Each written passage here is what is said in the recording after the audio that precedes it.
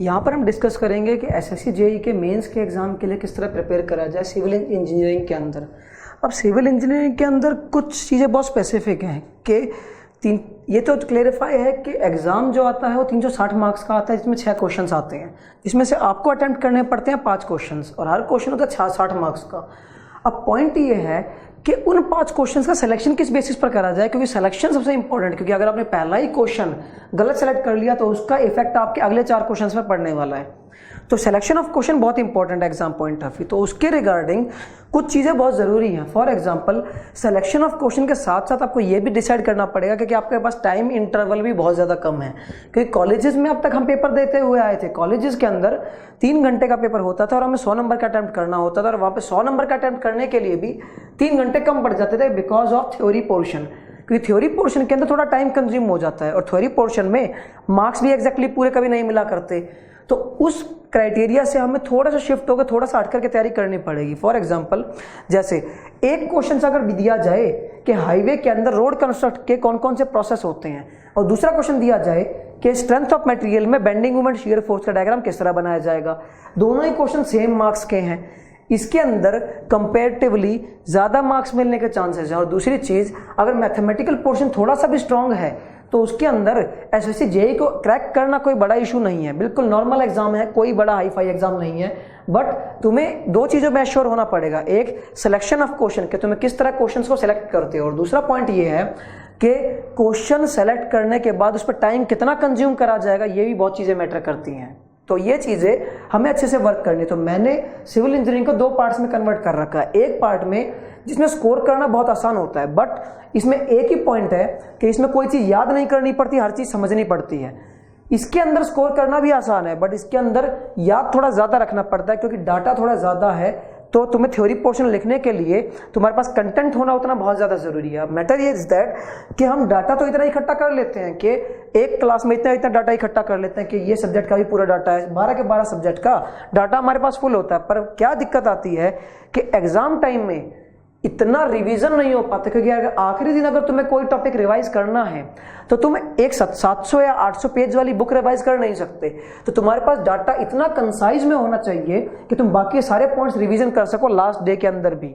तो वो चीज़ सिर्फ यही सब्जेक्ट्स दे सकते हो, क्योंकि ये सब्जेक्ट्स मैक्सिमम सब्जेक्ट टॉपिक जो इसके अंदर हैं वो मैथमेटिकल पोर्शन, और मैथमेटिकल पोर्शन को रिवाइज करना कंपैरेटिवली आसान होता है। उसका बेसिक रीजन क्या है कि उन्हें सिर्फ समझ के चीज़ें बताई गई हैं, ये चीज़ें हमने सारी समझ के पढ़ते हैं, ये चीज़ें समझने के साथ साथ याद भी करनी पड़ती हैं, इनमें याद करने का कुछ नहीं होता।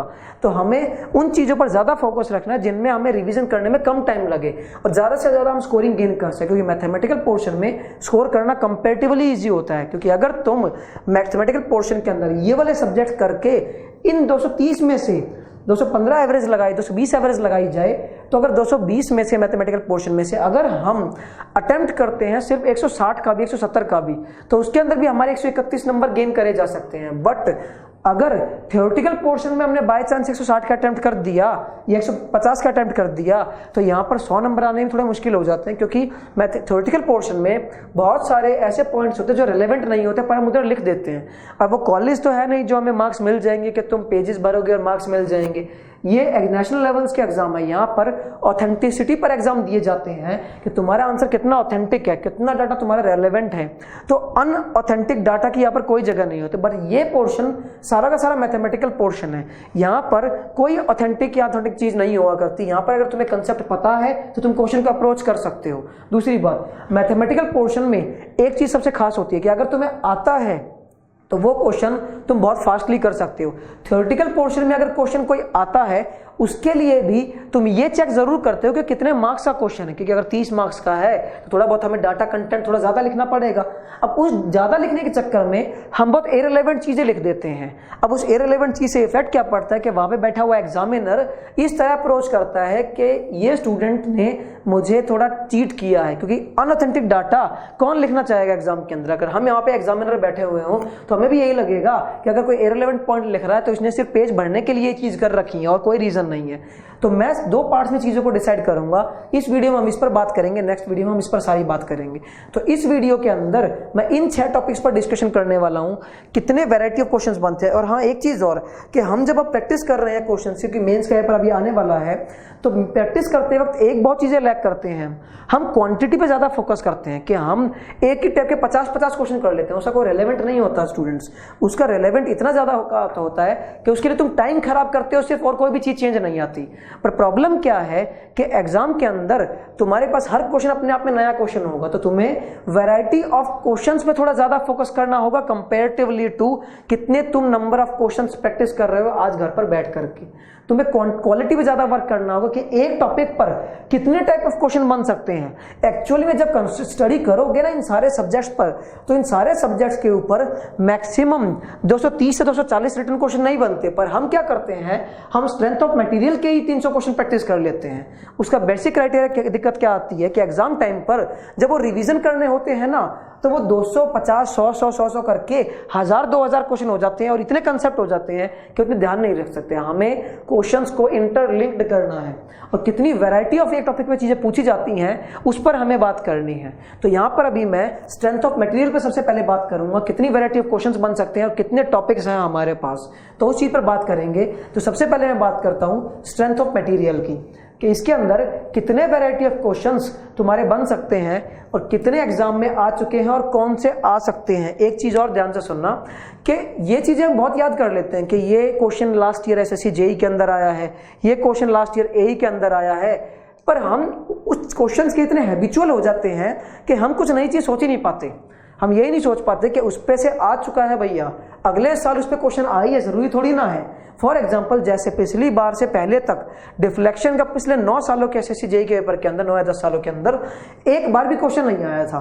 तो सबको लगा था डिफ्लेक्शन पर कहाँ क्वेश्चन पूछा जाएगा, तो पिछले साल डिफ्लेक्शन पे ऊपर क्वेश्चन आ गया था। तो इस चीज को, कंसेप्शन को निकाल दो कि इस पे क्वेश्चन पूछा जा सकता है, इस पे नहीं पूछा जा सकता। खुद ही इस चीज की श्योरिटी मत रखो।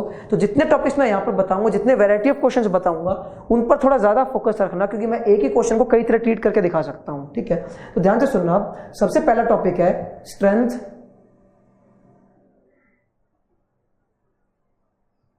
Of material. अब इसके अंदर हमारे पास 6 टॉपिक्स हैं, उन्हीं 6-7 टॉपिक्स पर हमें काम करना है। पहला टॉपिक जो मेरे पास है उसे बोलते हैं स्ट्रेस एंड स्ट्रेन। दूसरा जो टॉपिक है बेंडिंग मूवमेंट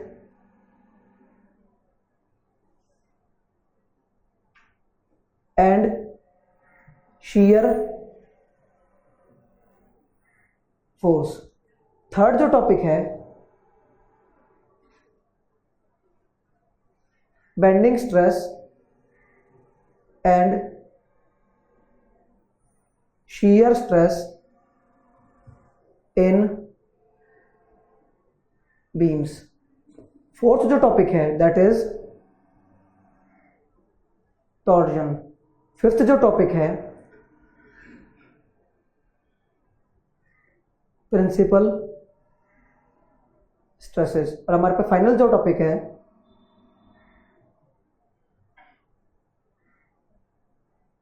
डिफ्लेक्शन इन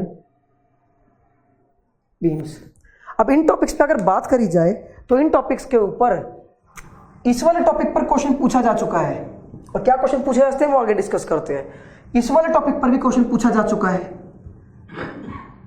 इस वाले क्वेश्चन पर भी टॉपिक क्वेश्चन पूछा जा चुका है। पॉइंट इज दैट कि अब तक उसने बेंडिंग स्ट्रेस में से क्वेश्चन नहीं पूछा है, एक बार भी उसने टॉर्जन पे से क्वेश्चन नहीं पूछा है। अगर टॉर्जन पे कोई क्वेश्चन आया है तो मिक्स्ड क्वेश्चन आया, डायरेक्ट क्वेश्चन टॉर्जन पे कोई भी नहीं आया है, और प्रिंसिपल स्ट्रेस पर कोई भी क्वेश्चन नहीं पूछा गया है। अब जिन टॉपिक्स पर हम उन टॉपिक्स पर फोकस कर लेते हैं जिन पे आज तक चीजें पूछी गई हैं, सबको यही लगता था कि डिफ्लेक्शन पर भी नहीं पूछा जाएगा, पर लास्ट डिफ्लेक्शन पर क्वेश्चन आ गया। तो ये चीजें हमें वर्कआउट करनी पड़ेगी प्रैक्टिस करते वक्त, तो ये चीज जरूर ध्यान रखना। अब कितनी वैरायटी ऑफ क्वेश्चंस इसके ऊपर बनते हैं वो हम आगे चल के अभी बात करते हैं कि कितने वैरायटी ऑफ क्वेश्चंस बन सकते हैं। अब सबसे पहले बात करते हैं इन टॉपिक्स के अंदर स्ट्रेस एंड स्ट्रेन की। स्ट्रेस और स्ट्रेन के अंदर थोड़े से ज्यादा क्वेश्चंस पूछे जाते हैं। अब इसके अंदर सबसे पहले बात करते हैं स्ट्रेस एंड स्ट्रेन के ऊपर। अब स्ट्रेस और स्ट्रेन के अंदर सबसे पहले ध्यान से सुनना, एक चीज आती है, अब 5 वैरायटी ऑफ क्वेश्चंस बनते हैं इसके अंदर सिर्फ,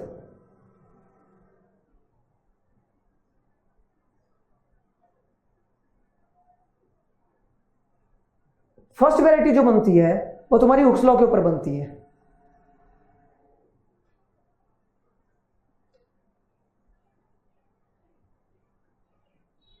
अब हुक्स लॉ के ऊपर जो क्वेश्चन वैरायटी बनती है वो क्वेश्चन किस तरह बनाए जाते हैं, या तो तुमसे जैसे हुक्स लॉ स्टेट करता है कि stress is directly proportional to strain, और वहां से मैं चेंज इन लेंथ निकालता हूं PL/AE करके, ऐसा कुछ करके मैं एक रिलेशन डेवलप करता हूं, ये समझे पढ़ रखा होगा। तो यहां पर एक क्वेश्चन बनते हैं कि बार्स के अंदर चेंज इन लेंथ निकालनी पूछ सकता है वो तुमसे ये पूछ सकता है कि मेंबर को दोनों एंड से फिक्स कर दिया गया इस वे से, जैसे अगर एक वैरायटी ऑफ क्वेश्चंस की बात करी जाए तो वो इस वैरायटी से बनते हैं कि अगर मैंने इस बार को इस तरह फोर्स कर दिया और इस पर अलग अलग तरह से मैं फोर्सेस डेवलप कर रहा हूं, इस तरह से इस पर फोर्सेस लग रही है P1, इस पे P2, that is P3 and that is P4। अगर ऐसे क्वेश्चंस लग रहे हैं, फोर्सेस लग रही है, तो इसके अंदर वो पूछा कि चेंज इन लेंथ कितना होगा। एक चीज थी ये, और दूसरी चीज है कि अगर मैं इसी बार को दोनों एंड से फिक्स कर दूं और ये कहूं कि यहां पर कोई फोर्स लग रहा है P1 और दोनों एंड से फिक्स कर दिया, तो यहां पर ये पूछेगा कि इसकी चेंज इन लेंथ कितनी हो जाएगी। एक्चुअली में हुक्स लॉ पर सिर्फ ये दो ही वैरायटी ऑफ क्वेश्चंस बनते हैं, पर ऐसे ऐसे क्वेश्चंस हम 10-12 कर लेते हैं। हम क्या करते हैं, ऐसे ही बुक्स में से 10-12 क्वेश्चन उठाएंगे और हर क्वेश्चन के अंदर चेंज इन लेंथ कैलकुलेट करते रहेंगे। तो इन चीजों से थोड़ा सा दूर रहना है कि इन चीजों पर फोकस थोड़ा नहीं करना, क्योंकि ये चीजें एक क्वेश्चन अगर तुमने कर लिया एक बार में तो वो सफिशिएंट हो चुका है, तुम उस पर क्यों इतनी ज्यादा अननेसेसरीली इतनी प्रैक्टिस कर रहे हो। क्योंकि अगर 2 + 2 2 ही 4 ही होना है तो अगली बार भी 2 + 2 4 ही रहेगा, वो हर बार 5 6 या 6 नहीं हो जाएगा। तो तुम्हें इन चीजों पर वर्क करना है। तो एक वैरायटी ऑफ क्वेश्चंस बनते हैं हुक्स लॉ पर। इसके अंदर first type of questions is depends on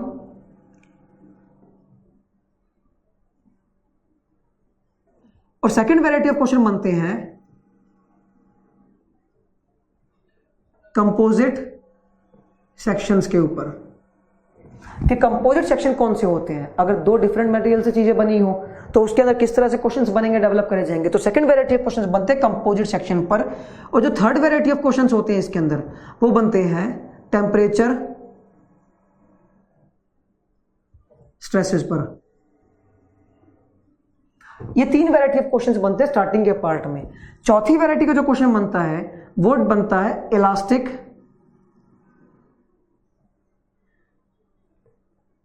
constants पर, जो आपने पढ़ रखे होंगे E, K, म्यू और G। इनकी कैलकुलेशन करने के लिए बोल देता है, जैसे हमने प्री एग्जाम टाइम पर भी पढ़े थे कि इनके बीच में कोई ना कोई रिलेशंस होता है, तो उनके रिगार्डिंग्स पर क्वेश्चंस बनते हैं। और फाइनल पार्ट जो बनता है E पार्ट, वो क्वेश्चन बनता है वॉल्यूमेट्रिक स्ट्रेन के ऊपर। यही 5 वैरायटी ऑफ क्वेश्चंस बनते हैं जो स्ट्रेस स्ट्रेन के ऊपर बनते हैं। पर हम क्या करते हैं, स्ट्रेस स्ट्रेन के ऊपर 50-50, 100-100, 150-150 क्वेश्चंस कर लेते हैं। अब इतना जाने की जरूरत नहीं है। एक्चुअल में इस पर जो नंबर ऑफ क्वेश्चंस बनते हैं, 2 क्वेश्चन बनते हैं।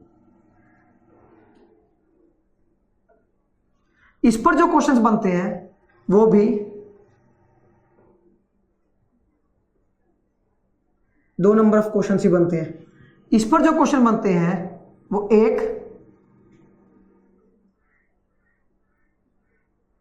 नंबर ऑफ क्वेश्चन बनता है। इस पर सिर्फ 1 नंबर ऑफ क्वेश्चन, और इसके अंदर जो बनते हैं इसके अंदर भी 1 नंबर ऑफ क्वेश्चन। ये 7 क्वेश्चंस बनते हैं। 7 के प्लस तुम प्लस एडिशनल क्वेश्चन जो बहुत हायर लेवल के हैं, प्लस 3 क्वेश्चंस एडिशनल भी लगा लो।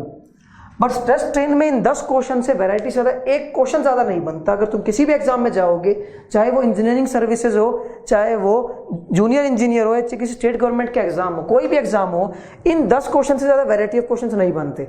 बात वैरायटी की हो रही है, क्वांटिटी की नहीं। क्योंकि हुक्स लॉ पर अगर क्वांटिटी देखने लगोगे तो इस पर 150-200 क्वेश्चन बन जाएंगे। अलग अलग लोड पे अलग अलग चेंज इन लेंथ आएगा, अलग अलग लोड पे अलग अलग डिफॉर्मेशन आएगा। इलास्टिक कांस्टेंट पे भी इनफाइनाइट क्वेश्चंस बन सकते हैं। एक बार ये दोनों दे दूंगा, ये दोनों कैलकुलेट करने होंगे, एक बार ये दोनों दे दूंगा, ये दोनों कैलकुलेट करने होंगे। बट ये गधों वाली मेहनत नहीं करनी हमें एग्जाम निकालते वक्त। हमें एफिशिएंट वर्क करना है कि कितने कम से कम क्वेश्चंस करने पर हमारा सिलेक्शन हो सकता है।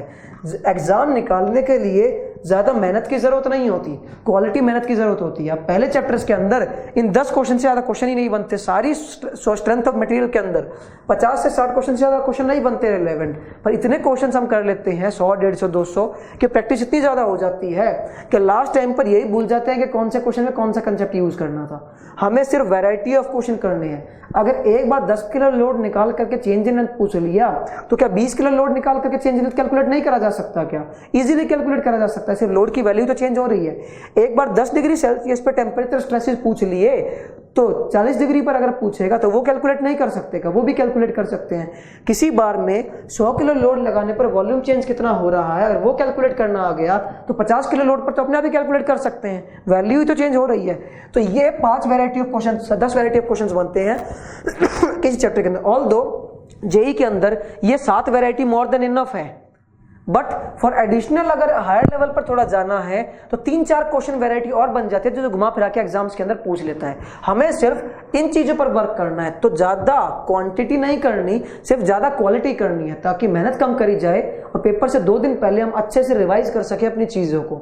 सेकंड पार्ट आता है, एक पार्ट तो होता है ये कि स्ट्रेस स्ट्रेन में से कितनी वैरायटी ऑफ क्वेश्चन बनते हैं। दूसरा पार्ट है हमारा स्ट्रेंथ ऑफ मटेरियल के अंदर bending movement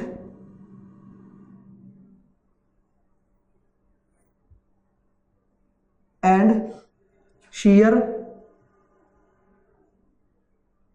force, bending movement and shear force. अब इसके अंदर भी हम क्या करते हैं ना कि इतने क्वेश्चंस कर लेते हैं कि 50 क्वेश्चन कर लिए, 100 क्वेश्चन कर लिए, 200 क्वेश्चन कर लिए। अब इतने की जरूरत क्या थी? फॉर एग्जांपल तुम्हें एक चीज बताता हूं कि इसके अंदर कौन से वैरायटी ऑफ क्वेश्चंस बनते हैं। एक बार मैंने क्या करा, इसी सिंपली सपोर्टेड बीम के अंदर ये लोड्स लगा दिए, इसे बोल दिया W1, W2, W3 and W4, ये क्वेश्चंस बोल दिए। अब इसके अंदर bending moment shear force diagram बनाना है, तो पॉइंट लोड की वजह से 4 लोड रखूं या 5 लोड रखूं या 6 लोड रखूं या 8 लोड रखूं, इन लोड्स के रिस्पेक्टिव में तो डायग्राम बना ही सकता हूं अगर एक का डायग्राम आ गया तो। पर हम क्या करते हैं, एक बार यहाँ पर 10 किलो, 12 किलो, 14 किलो रखा होगा, एक बार 2 किलो, 3 किलो, 4 किलो रखा होगा, वहां पर रिलैक्स कर जाते हैं हम, क्योंकि हम क्वांटिटी इतनी प्रैक्टिस करते हैं। और हम इंजीनियर्स की तो एफिशिएंसी भी इतनी ज्यादा होती है ना कि हम ऐसे 6 क्वेश्चन करके सोचते हैं हमने बहुत बड़ा काम कर लिया, तो हम थोड़े थक जाते हैं, थोड़े रिलैक्स फील कर लेते हैं। बट एक क्वेश्चन के अलावा तुमने कोई भी क्वेश्चन नहीं करा, चाहे ऐसे क्वेश्चन 100 कर लेना। दूसरा वैरायटी ऑफ क्वेश्चन जो इसके अंदर बनता है वो बनता है कि किसी भी स्ट्रक्चर में यूडीएल के साथ पॉइंट लोड लगा सकता है, ठीक है, दोनों लोड को मिक्स कर दिया। अब इस वे में चीजें पूछी जा सकती हैं। तीसरा वैरायटी ऑफ क्वेश्चंस बनता है कि इसी स्ट्रक्चर में यूडीएल के साथ कोई कपल लगा करके मैंने पॉइंट लोड और यूडीएल तीनों लगा दिए। 3 वैरायटी ऑफ क्वेश्चंस बनते हैं। अगर ये 3 आ गए तो जहां पर यूडीएल होगा उसके लिए भी बना सकते हैं, कपल होगा उसके लिए भी बना सकते हैं, पॉइंट लोड होगा उसके लिए भी बना सकते हैं।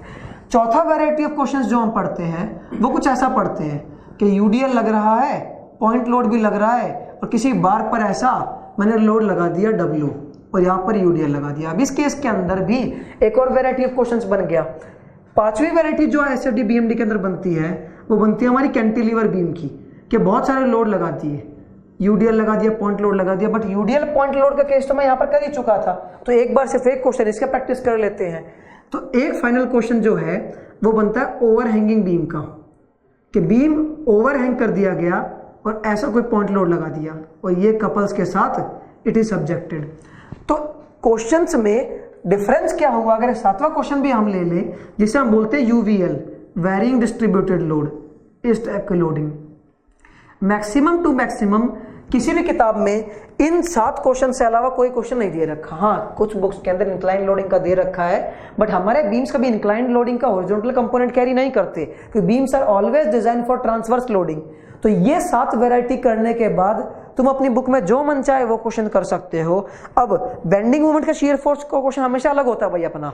लोड कुछ भी हो सकता है, यहाँ पर भी लोड कुछ भी हो सकता है, यहाँ पर भी कुछ भी हो सकता है, यहाँ पर भी कुछ भी, हर जगह लोड कोई वैल्यू कोई भी हो सकती है। बट तुम्हें अगर ऐसे 7 क्वेश्चन प्रैक्टिस कर लोगे तो ये बताना कि क्या कोई और क्वेश्चन बचेगा क्या किसी किताब के अंदर, इनसे ज्यादा वैरायटी कहां पर पूछी जा सकती हैं। तो हम क्या करते हैं, बेंडिंग और शीयर फोर्स के 100 क्वेश्चन कर लेते हैं। जरूरी ये है कि कंसेप्चुअल चीजें फोकस करना कि वैरायटी कितनी बनती है। पॉइंट लोड होता है, यूवीएल होता है, कपल होता है, रॉड पर लोड होता है, यूडीएल होता है। इन 6 वैरायटी ऑफ लोड्स के अलावा कोई लोड होता ही नहीं है। तो मैं कहां से क्वेश्चन नया बनाऊंगा और एग्जामिनर कहां से नया क्वेश्चन बनाएगा। तो एग्जामिनर के माइंड को रीड करना सिर्फ यही पॉइंट होता है कि एग्जामिनर के माइंड को रीड कैसे करा जा सकता है कि तुम एक टॉपिक पर इतने वैरायटी ऑफ क्वेश्चंस पढ़ लो कि तुम्हें ज्यादा पढ़ने की जरूरत ही ना पड़े, कि तुम्हें ज्यादा क्वांटिटी डाटा इकट्ठे करने की जरूरत ना पड़े। अब एक ही 6 क्वेश्चन करने के बाद जो क्वेश्चन मन करे वो अटेम्प्ट कर लेना, बट पहले ऐसे वैरायटी ऑफ क्वेश्चंस अटेम्प्ट करना ताकि चीजें तुम्हारे लिए थोड़ी सी आसान हो जाए। एक पॉइंट था ये। दूसरा पॉइंट, ये क्वेश्चंस थे जो बेंडिंग मोमेंट और शियर फोर्स में वैरायटी ऑफ क्वेश्चंस पूछे जाते हैं। दूसरी चीज, एक चीज होती है कि अगला टॉपिक आता है बेंडिंग स्ट्रेस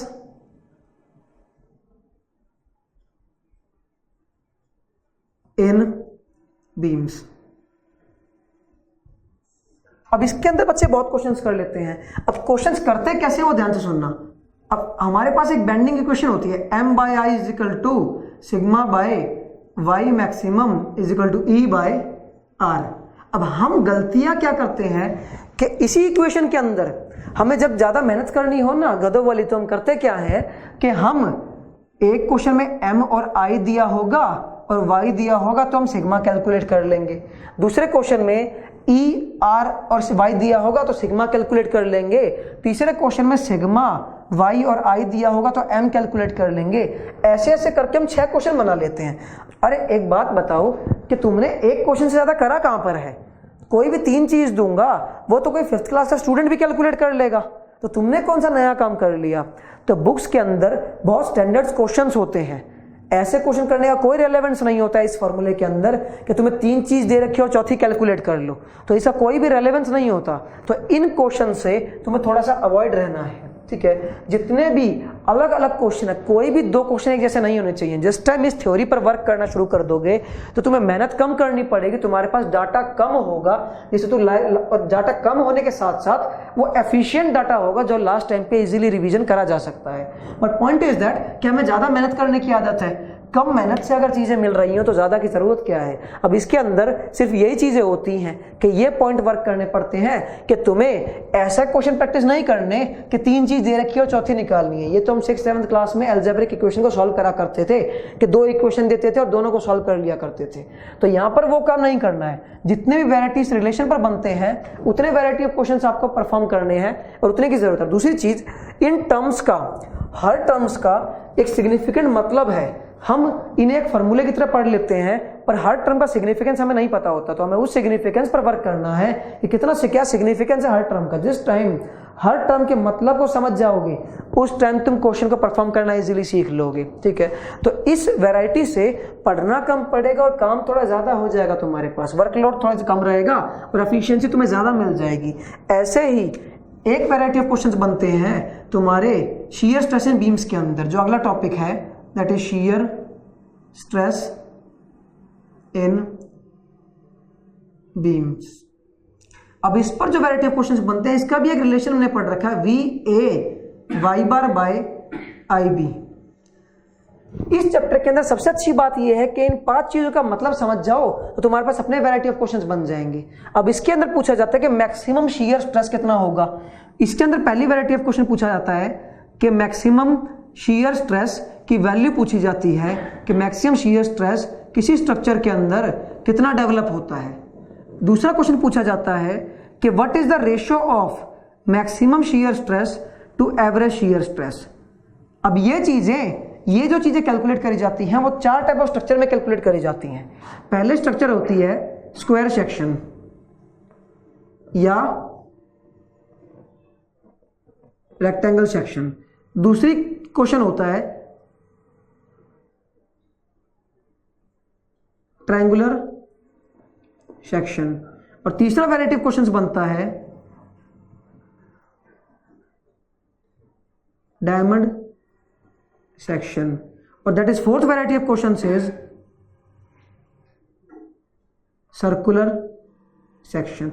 यही 4 वैरायटी ऑफ क्वेश्चंस बनते हैं। अगर एक ऐड और कर दूं तो INT सेक्शन, इनके अलावा कुछ भी नहीं बनता इसके अंदर। इन 6 क्वेश्चंस के अलावा एक क्वेश्चन भी नहीं है जो शियर स्ट्रेस इन बीम्स में किसी एग्जाम के अंदर आया हुआ हो।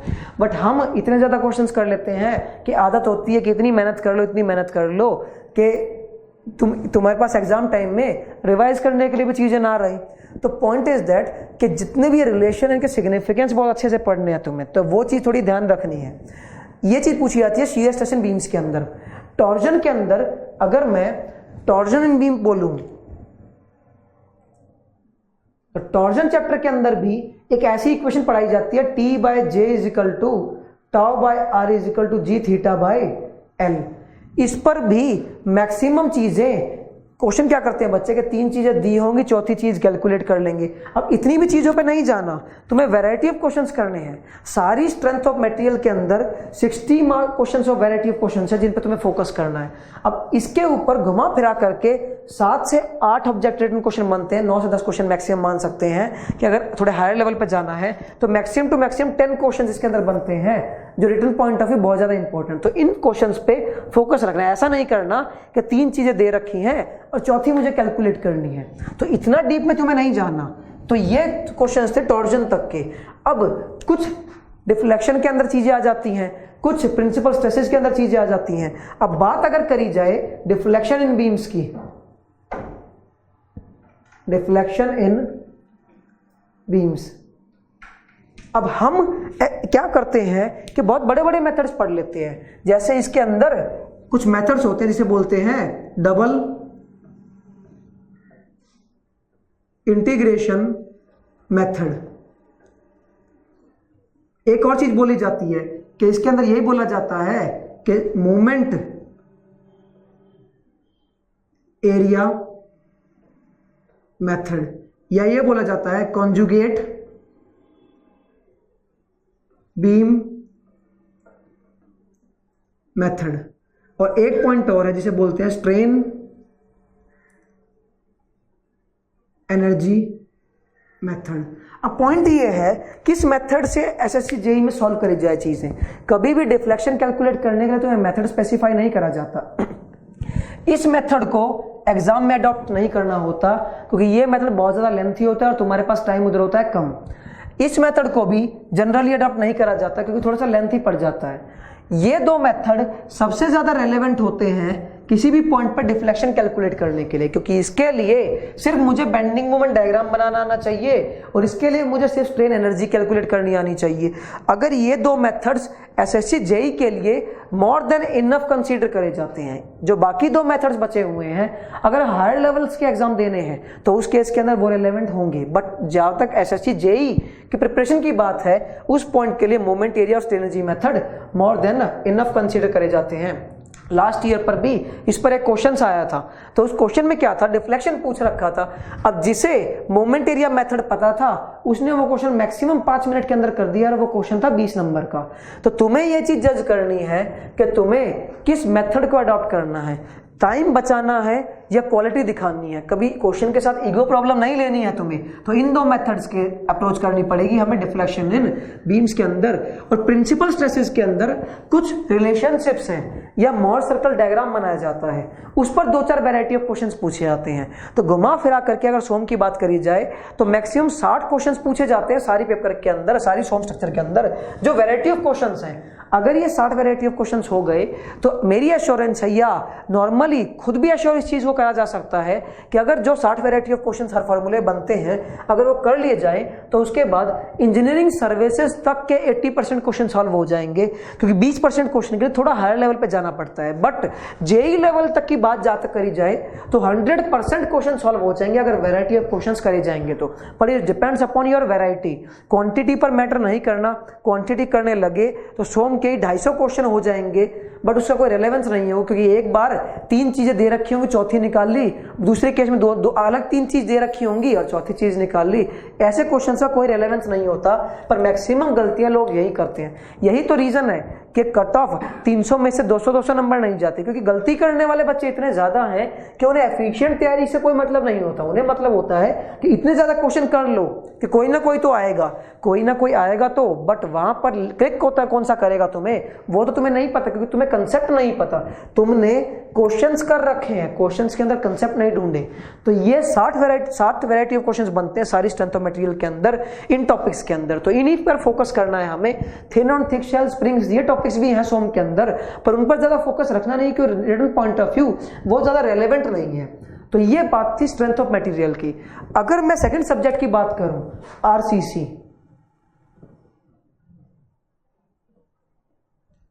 रीइंफोर्स्ड सीमेंट कंक्रीट, अगर आरसीसी की बात करी जाए तो इसके अंदर एक्चुअल में अगर सिविल इंजीनियरिंग का कोई सबसे आसान सब्जेक्ट है जो तुम पेपर में अटेम्प्ट कर सकते हो तो वो आरसीसी हो जाता है, क्योंकि इसके अंदर सारे के सारे डिजाइन स्टेप्स हैं। अगर एक बार तुमने स्टेप्स फॉलो कर लिए तो उसके बाद कोई रीजन नहीं बनते। अब इसके अंदर दो टॉपिक्स कौन कौन से पहले वो देखते हैं, फिर उसके बाद बताऊंगा क्वेश्चंस कितने टाइप ऑफ बन सकते हैं। अब इसके अंदर जो टॉपिक्स हैं वो सबसे पहला टॉपिक है हमारा लिमिट स्टेट डिजाइन, ये बेसिक है सारा। दूसरा है वर्किंग स्टेट डिजाइन, ये भी सारा का सारा बेसिक है। थर्ड है बीम्स, फोर्थ है स्लैब्स, फिफ्थ है फुटिंग और फाइनल है कॉलम। ऑल्दो ये भी बोला जाता है कि रिटेनिंग वॉल और कैंटिलीवर वॉल ये सब चीजें भी हैं, बट पॉइंट इज दैट कि उधर ऐसे क्वेश्चंस नहीं छेड़े जा सकते जिनके स्टेप्स ही डिजाइनिंग के 15-15, 18-18 हों। तो वहां पर तुम इररिलेवेंट क्वेश्चन कोई नहीं कर सकते। अगर तुमने कोई ऐसा क्वेश्चन कर लिया जिसके अंदर तुम्हारे 30 मिनट में 30 ही नंबर गेन हो रहे हैं तो तुम अपने सिलेक्शन को रोक रहे हो, ये चीज ध्यान रखना। तो क्वेश्चन का सिलेक्शन भी बहुत ज्यादा जरूरी है। ऐसा नहीं है कि जो पार्ट ए में सब्जेक्ट बताए थे सारे वही अटेम्प्ट करने हैं, बट वहां से तुम 230 में से 200 तक अटेम्प्ट कर सकते हो, क्योंकि एक दो क्वेश्चन बहुत ज्यादा लेंथी आएगा भी। अब तुम्हें उसे अवॉइड करना है, क्योंकि तुम्हें ये भी चेक करना है, एसएससी जेईई का खास पैटर्न होता है, उसके अंदर ये चीज जरूर चेक करनी होती है कि कौन सा क्वेश्चन तुम्हें नहीं करना। क्योंकि अगर किसी क्वेश्चन में ये पॉसिबल है कि तुम्हें कैंटिलीवर रिटर्निंग वॉल का डिजाइन आता होगा, कोई इशू नहीं है, बट आना और उसे 10 मिनट के अंदर खत्म करने में बहुत ज्यादा फर्क होता है भाई। क्योंकि अगर तुम्हें कोई चीज आती है तो इसका मतलब ये नहीं है कि तुम उसे 10 मिनट में खत्म ही कर दोगे या 15 मिनट में खत्म ही कर दोगे। जैसे स्ट्रक्चर पॉइंट ऑफ व्यू जो हम मेंस के अंदर पढ़ते हैं, जो स्ट्रक्चर पॉइंट पढ़ते हैं एई के अंदर, अब स्ट्रक्चर से क्वेश्चन आते सभी को है, बट कोई भी उस क्वेश्चन को 30 या 35 मिनट से पहले खत्म नहीं कर पाता। तो आना और टाइम पर खत्म करना चीजों का वो बहुत डिफरेंट इशू है। तो हमें इन टॉपिक्स पर फोकस करना है। अब इन टॉपिक्स के रिगार्डिंग दो वैरायटी ऑफ क्वेश्चंस बनते हैं। यहां पर अगर मैं डिस्कस करूं कि दो वैरायटी ऑफ क्वेश्चन कौन कौन से बनते हैं, तो सबसे पहली वैरायटी ऑफ क्वेश्चंस है एनालिसिस।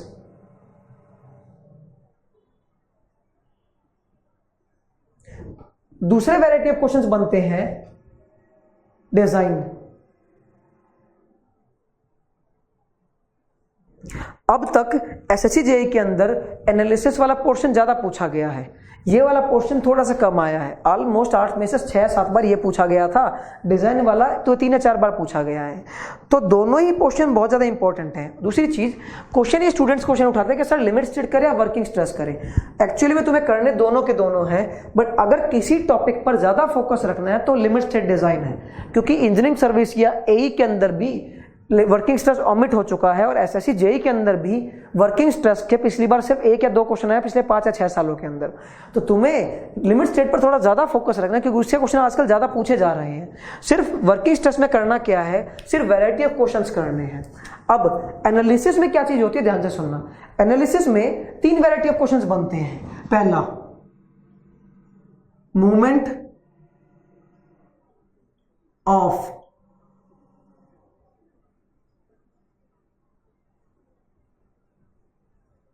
रेजिस्टेंस, एक क्वेश्चन है ये वाला। अब ये 3 चीजों पर पूछा जाता है। वो पूछा जाता है, सबसे पहला आता है सिंगली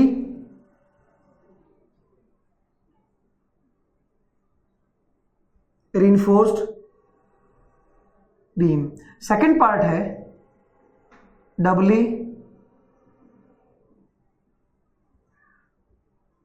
रीइंफोर्स्ड बीम, तीसरा पार्ट है टी और एल बीम। ये 3 चीज पूछी जाती है एग्जाम्स के अंदर। अब इस पर कौन से क्वेश्चन पूछे गए और कौन से क्वेश्चन नहीं पूछे गए उन पर वर्क करना थोड़ा सा ज़्यादा ज़रूरी है। जैसे सोम के अंदर बताया था कि बेंडिंग स्ट्रेस इन बीम्स और टॉर्जन में से क्वेश्चन नहीं पूछे गए थे, वैसे इसके अंदर भी चीज़ थी। अब आरसीसी के अंदर 3 क्वेश्चन आज तक एग्जाम में नहीं आए हैं। एक तो टी बीम के अंदर 3 केसेस बनते हैं,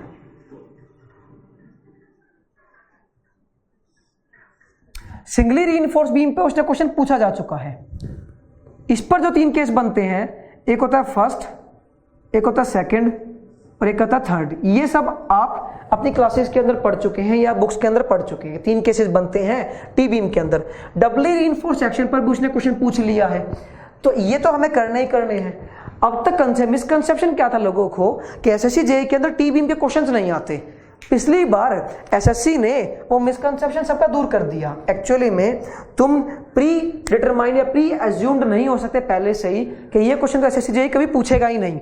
हम इस चीज में वर्क कर लेते हैं, ठीक है। यहाँ पर गलती होती है लोगों से बताने पर भी और सुनने पर भी कि तुम्हें ये चीज प्री एजम्पशन नहीं लेनी है कि तुम्हारे ये क्वेश्चन आते ही नहीं है।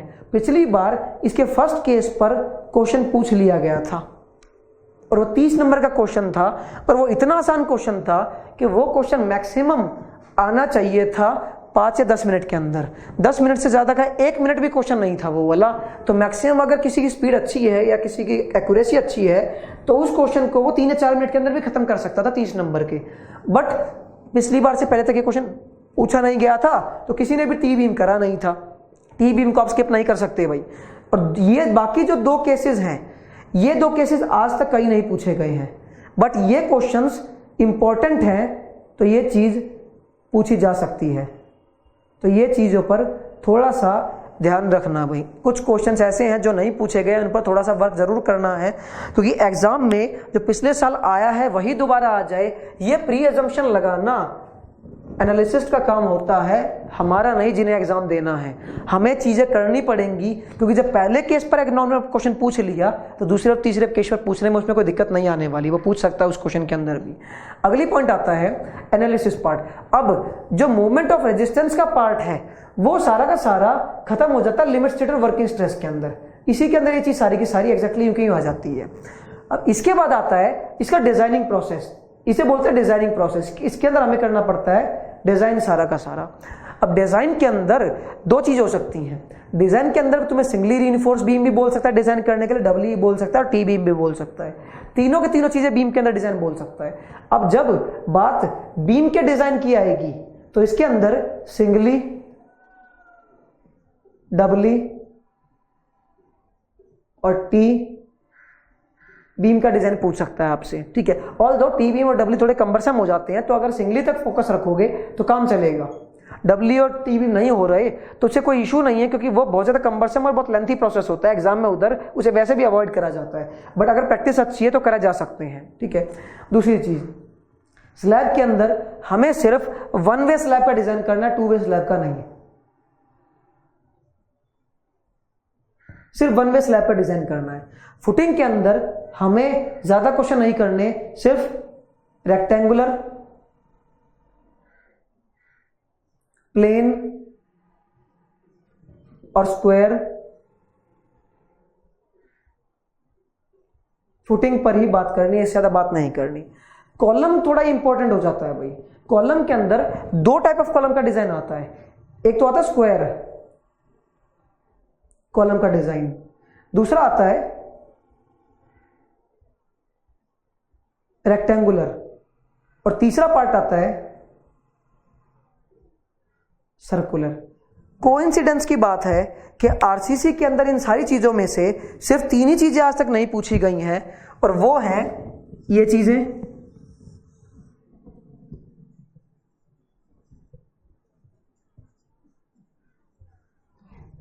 और दूसरी चीज है सर्कुलर कॉलम का डिजाइन।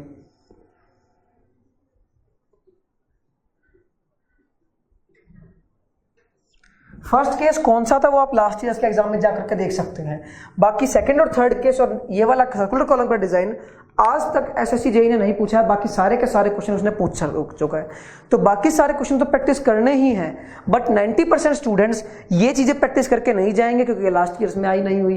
तो आपको इन क्वेश्चंस की भी प्रैक्टिस करनी है थोड़ी बहुत, क्योंकि सर्कुलर कॉलम का डिजाइन बहुत रेलेवेंट है क्योंकि इसमें हेलिकल रीइंफोर्समेंट प्रोवाइड करी जाती है।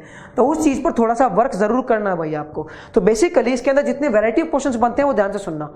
एक क्वेश्चन, दो क्वेश्चन बनते हैं सिंगली रीइंफोर्स बीम पे, दो क्वेश्चंस बनते हैं डबली रीइंफोर्स बीम पर। अगर मैं नंबर ऑफ क्वेश्चंस की बात करूं, वैरायटी की बात करूं, तो 2 वैरायटी ऑफ क्वेश्चंस। इसके अंदर भी 2 वैरायटी ऑफ क्वेश्चंस बनते हैं, 2 ये और 3 क्वेश्चंस होते हैं ये। तो इसके अंदर जो नेट क्वेश्चंस बनते हैं वो 8 वैरायटी ऑफ क्वेश्चन। ऑल्दो 7 है बट एक क्वेश्चन एक्स्ट्रा ऐड कर दिया जाता है कभी कभी, कोई अगर अच्छा क्वेश्चन दिखाई देता है तो 8 क्वेश्चन तो होते हैं ये। एक क्वेश्चन यहां पर, एक क्वेश्चन यहां पर, एक क्वेश्चन यहां पर, 3 दो, एक क्वेश्चन यहां पर, 3 फुटिंग है तो 3 क्वेश्चन यहां पर लगा लो। इसके लिए 3 क्वेश्चंस। तो टोटल अगर इसकी बात करी जाए तो 3 और 1 4, 4 और 3 7 और 3 10 क्वेश्चंस इसके अंदर बनते हैं। 8 क्वेश्चन वो थे, 10 क्वेश्चन वो हैं, 4-5 क्वेश्चन और भी लगा लिए जाए तो आरसीसी के अंदर जो वैरायटी ऑफ क्वेश्चंस बनते हैं वो 25 से अराउंड, अगर नियर बाय 18, ये तो लिमिट स्टेट की बात होगी, वर्किंग स्ट्रेस में भी इतने कुछ क्वेश्चंस हो जाएंगे। तो अप्रोक्सीमेट अगर लगाया जाए तो 25 से 30 वैरायटी ऑफ क्वेश्चंस बनते हैं इसके अंदर, जो आज तक जेई हो, इंजीनियरिंग सर्विसेज हो, आईईएस हो, या तुम्हारा स्टेट गवर्नमेंट का कोई एई का एग्जाम हो, कोई पीसीएस हो, इंडिया का कोई भी सिविल इंजीनियरिंग का एग्जाम हो, सारी आरसीसी के अंदर 25 से 30 क्वेश्चन से ज्यादा क्वेश्चन नहीं बनते। हाँ, एई के अंदर एक टॉपिक ऐड हो जाता है प्री स्ट्रेस कंक्रीट। मैंने सिर्फ आरसीसी की बात करी है, प्री स्ट्रेस कंक्रीट की बात नहीं करी क्योंकि जेई के अंदर प्री स्ट्रेस कंक्रीट नहीं है। तो सारे मिलाकर के 25 से 30 क्वेश्चन बनते हैं। बट प्रैक्टिस के लिए हम पता है क्या करते हैं, जब हमें मोमेंट ऑफ रेजिस्टेंस कैलकुलेट करना हो ना किसी सेक्शन का, तो बुक्स में एक बार 4 नंबर ऑफ बार देख करके क्वेश्चन पूछ रखा है, एक बार 8, एक बार 12, एक बार 20, एक बार 25। तो हम क्या करते हैं, एक बार 4 बार निकाल करके मूवमेंट ऑफ रेजिस्टेंस निकाल लिया, एक बार 6 बार निकाल करके मूवमेंट ऑफ रेजिस्टेंस निकाल लिया, एक बार 8 बार करके, एक बार 12 बार करके। अब ये निकालने के बाद ये बताना, जब 4 बार के रिस्पेक्ट में मूवमेंट ऑफ रेजिस्टेंस निकाल लिया तो 8 बार में फर्क क्या पड़ गया था, या 12 बार निकालने में फर्क क्या पड़ गया था। अब ये चीजें वैरायटी हमें थोड़ा जज करना है कि हमें किस बेसिस पर चैप्टर्स को अप्रोच करना है और क्वेश्चंस को अप्रोच करना है। ये सारा फंडामेंटल था आरसीसी के अंदर। क्या आरसीसी के अंदर 2 टाइप ऑफ मेथड होते हैं, लिमिट स्टेट और वर्किंग स्ट्रेस। उन्हीं पर ये 4 चीज डिजाइन करी जाती हैं। अब चारों के डिजाइन पर एक सिंगली रीइंफोर्स बीम में क्वेश्चन बनता है, डबली रीइंफोर्स बीम में और टी बीम के अंदर 3 क्वेश्चंस बनते हैं इसके अंदर, सिर्फ चौथा वैरायटी ऑफ क्वेश्चंस नहीं है। 1 वे स्लैब डिजाइन करना, 2 वे स्लैब डिजाइन नहीं करा करते, इसलिए एक ही वैरायटी ऑफ क्वेश्चन बनता है। फुटिंग के अंदर 3 फुटिंग होती है, रेक्टेंगुलर, प्लेन और स्क्वायर। और 2 और भी होती हैं, but exam point of view ये 3 सबसे ज्यादा रेलेवेंट होती हैं। इस पर 3 ही क्वेश्चन बनते हैं, एक रेक्टेंगल पे, एक प्लेन पर और एक स्क्वायर फुटिंग पर। ऐसे सर्कुलर में 3 कॉलम्स होते हैं, square, rectangular, circular. Circular column के अंदर आज तक कोई क्वेश्चन पूछा नहीं गया है एसएससी जेईई के अंदर।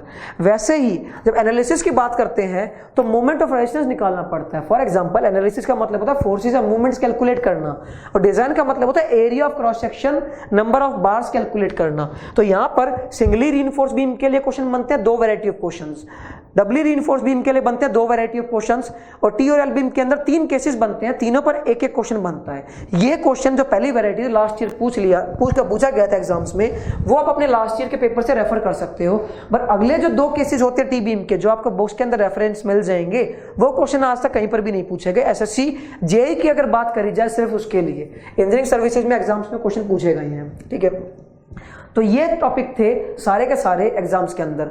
अब इसके अंदर वेटेज ऐसे बताई नहीं जा सकती, क्योंकि कभी कभी क्वेश्चन 60 नंबर का भी आता है, कभी 40, कभी 30 का। बट पिछले 4-5 सालों से इसके अंदर से जो वेटेज आ रही है वो 40 से 60 मार्क्स की रीजनेबल आ रही है। इतने क्वेश्चंस पूछे जा रहे हैं, तो बहुत स्कोरिंग टॉपिक है, बहुत ज़्यादा स्कोरिंग टॉपिक है। अगर 60 नंबर सोच के देखिए, अगर आप न्यूमेरिकल आपको अच्छे से आते हैं, ये 25 वैरायटी ऑफ क्वेश्चंस आपने कर लिए, तो अगर 30 से 35 नंबर का, 40 नंबर का भी न्यूमेरिकल आया, 40 नंबर का भी, तो 40 नंबर का न्यूमेरिकल आप 10 मिनट में खत्म कर सकते हैं, क्योंकि ये क्वेश्चंस के अंदर डिजाइन स्टेप सारे के सारे फिक्स होते हैं। वो सब आप पढ़ चुके होंगे कि डिजाइन स्टेप सारे के सारे इतने फिक्स होते हैं कि आपको क्वेश्चन दिख जाए तो आपको वही चीजें कैलकुलेट करनी पड़ती है, कोई नया कुछ कैलकुलेट करना नहीं पड़ता। तो आपको इन चीजों पर थोड़ा सा वर्क करना है कि इन टॉपिक्स पर किस तरह वर्क करा जाए, कि डिजाइन और एनालिसिस दोनों को अलग पार्ट्स में चेक करके चीजें चलनी है, ठीक है। Same as it is process अगला टॉपिक है जिसके अंदर मैं बताऊंगा स्टील स्ट्रक्चर्स के अंदर कैसे पढ़ाई करेंगे। तो ये टॉपिक्स ध्यान से समझ लेना, इतने वैरायटी ऑफ क्वेश्चंस कर लोगे तो मोर देन इनफ होते हैं एसएससी जेईई के एग्जाम के लिए। ऑल्दो आरसीसी की बात करी जाए तो ये इंजीनियरिंग सर्विसेज तक भी मोर देन इनफ होते हैं, बट इसके अंदर एक और सब्जेक्ट ऐड होता है प्री स्ट्रेस कंक्रीट, वो जेईई के अंदर नहीं है। तो यहाँ पर हमारा कंसिडरेशन सिर्फ एसएससी जेईई मेंस के लिए है, तो हम सिर्फ बात इन चीजों की करेंगे। तो जो नेक्स्ट सब टॉपिक है मेरा, ये चीज ध्यान से समझ लेना, क्योंकि इन चीजों पर ऑब्जेक्टिव बनते हैं, रिटर्न बनते हैं और बहुत आसान रिटर्न बनते हैं, क्योंकि ये स्कोरिंग बहुत ज्यादा होता है। क्योंकि अगर तुमने 30-35 मिनट में भी 60 नंबर आरसीसी के उठा लिए या वहां से गेन कर लिए तुमने 60 नंबर 30-35 मिनट में भी, तो you are on the edge, मतलब अगले 1.5 घंटे के पास आपके पास टाइम इतना है कि आप स्कोर कर सकते हो। Although some strength of material और आरसीसी के अंदर दोनों मिला करके ऑलमोस्ट 60 to 80% के मार्क्स आते हैं, 60 to 90 के अराउंड भी हो सकते हैं, ये वैरी बदलती रहती है, 100 भी हो सकता है। अब मिनिमम 75-80 तो आएंगे। अब 75-80 मार्क्स भी अगर आपने 45 या 50 मिनट में भी उठा लिए तो आपके अब भी 1 घंटा 20 मिनट है, तो उसके अंदर आप 70 मिनट के अंदर, 80 मिनट के अंदर अगर 80 मार्क्स भी ओरिजिनली उठाते हो तो कम से कम आपके 150 से 170, 180, 190 मार्क्स तो बन सकते हैं। And 150 plus is a good score in SSC JEE exam, क्योंकि 131 कट ऑफ थी, कट ऑफ से 20-25-30 नंबर ऊपर हो तो आप सेफर साइड पर जा सकते हो। तो बहुत आसान होता है, ये मैं उसके लिए बता रहा हूं, इसकी स्पीड और एक्यूरेसी बहुत कम है। अगर स्पीड एक्यूरेसी बहुत ज्यादा है तो 100 नंबर आरसीसी के क्वेश्चन करने में मैक्सिमम टू मैक्सिमम 30 मिनट लगते हैं, तो आपको सिर्फ उसी पर वर्क करना है। जो नेक्स्ट टॉपिक है जो मुझे बताना है वो है स्टील स्ट्रक्चर। जो स्टील स्ट्रक्चर थोड़ा सा इंपॉर्टेंट टॉपिक है, थोड़ा सा कॉम्प्लिकेटेड है, बट थोड़ा समझ के अगर पढ़ा जाए तो बहुत स्कोरिंग टॉपिक होता है। तो उसके अंदर अगला चैप्टर की बात करते हैं, दैट इज स्टील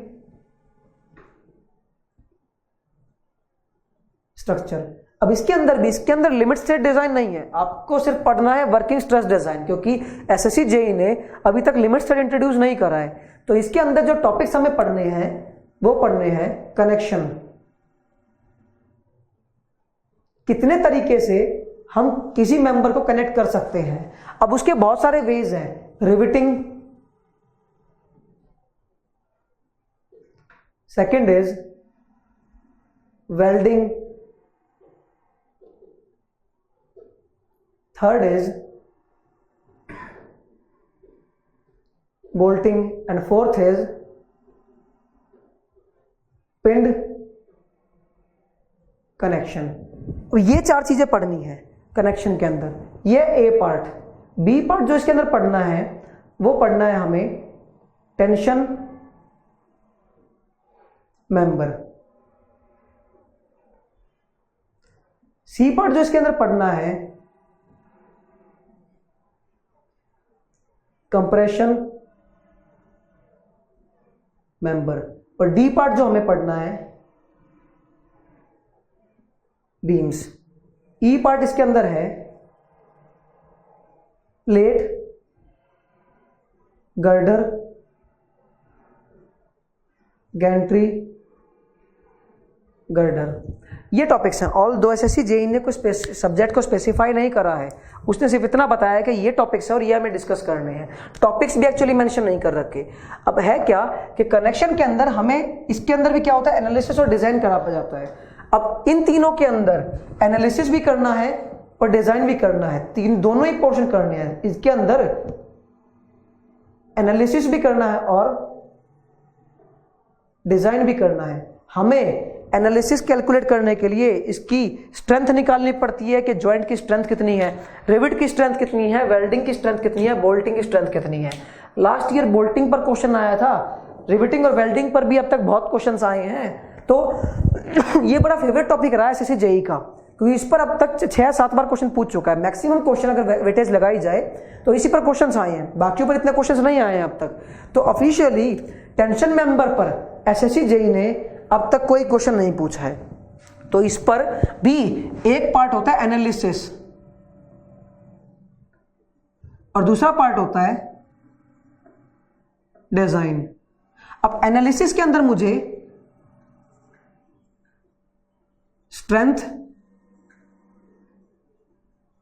कैलकुलेशन करनी है और डिजाइन में मुझे कुछ चीजों का डिजाइन करना है, जैसे डिजाइन ऑफ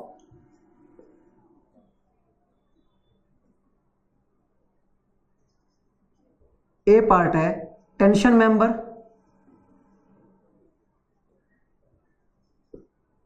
बी पार्ट है स्प्लाइसेस और सी पार्ट है लग एंगल। ये 4 चीजें मुझे इसके अंदर अच्छे से पढ़नी है। तो यही 3 डिजाइन तो ये होते हैं। एक क्वेश्चन बनता है स्ट्रेंथ कैलकुलेशन पे, तो टेंशन मेंबर पे जो नंबर ऑफ क्वेश्चंस बनते हैं वो बनते हैं 4। कनेक्शन पर एक एक एनालिसिस और एक एक डिजाइन, तो इस पर नंबर ऑफ क्वेश्चंस बनते हैं 6। अगर कंप्रेशन मेंबर की बात करें तो कंप्रेशन मेंबर पर भी एक पॉइंट पे करना पड़ता है एनालिसिस और इसी के दूसरे पार्ट पर करना पड़ता है डिजाइन। अब डिजाइन में 2 चीज आती हैं, एक तो आता है डिजाइन ऑफ कॉलम, दूसरा आता है डिजाइन ऑफ स्ट्रट, क्योंकि इसके अंदर 2 चीजें होती है, शॉर्ट कॉलम्स को बोला जाता है स्ट्रट और लॉन्ग कॉलम को बोला जाता है कॉलम्स। और एक चीज होती है design of built up column. और स्ट्रेंथ एनालिसिस के अंदर मुझे चीजें निकालनी पड़ती हैं कि स्ट्रेंथ कैलकुलेशन, एनालिसिस में और कुछ नहीं करना पड़ता, सिर्फ स्ट्रेंथ कैलकुलेशन करनी पड़ती है। तो इसके अंदर 3 क्वेश्चन तो थे, ये एक क्वेश्चन था, ये 4 क्वेश्चन तो टेंशन मेंबर में, 6 क्वेश्चन कनेक्शन मेंबर में। कंप्रेशन मेंबर में जो नंबर ऑफ क्वेश्चंस होते हैं, एक तो स्ट्रेंथ कैलकुलेशन का और 3 ये डिजाइन, तो ऑलमोस्ट एक क्वेश्चन बढ़ा के ही मानो तो 5 क्वेश्चन इसके अंदर करने पड़ते हैं। बीम्स के अंदर क्या बात हो जाती है कि बीम्स के अंदर 2 ही वैरायटी ऑफ क्वेश्चंस बनते हैं। इसके अंदर एक तो बोला जाता है कि डिजाइन ऑफ बीम और दूसरा बोला जाता है स्ट्रेंथ ऑफ बीम। और ये बीम होते कौन से हैं? हमारे पास 2 तरह के बीम होंगे स्टील स्ट्रक्चर के अंदर, एक को बोला जाएगा लेटरली सपोर्टेड और एक को बोला जाता है लेटरली अनसपोर्टेड। तो हमें यहां पर जितना भी डिजाइन करना है वो लेटरली सपोर्टेड बीम्स डिजाइन करने हैं। जहां तक गैंट्री गर्डर और प्लेट गर्डर की बात है, इसके अंदर जो भी चीज आती है वो सारा का सारा थ्योरेटिकल पोर्शन है, थ्योरी सारी इसके अंदर है। गैंट्री गर्डर और प्लेट गर्डर के अंदर या इनके अंदर कभी तुम्हारे पास न्यूमेरिकल क्वेश्चन नहीं आने वाले, जितने पॉइंट्स आएंगे वो सारी के सारी थ्योरी एस्पेक्ट आएगा। कनेक्शन में इन 3 पर पूछा जा चुका है, रिवेटिंग भी क्वेश्चन में आ चुका है 2013-14 के अंदर, 15 के अंदर बोल्टिंग आ चुका है और उससे पहले 3 साल तक लगातार वेल्डिंग आया था। टेंशन मेंबर पर आज तक कोई क्वेश्चन नहीं पूछा गया है, तो इस पर थोड़ा सा वर्क कर लेना, क्योंकि इस पर एग्जाम ने कभी कोई क्वेश्चन नहीं पूछ रखा,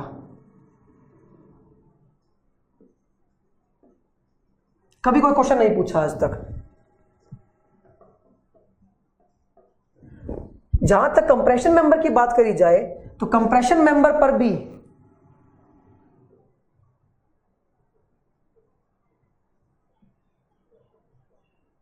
आज तक कोई क्वेश्चन नहीं पूछा गया।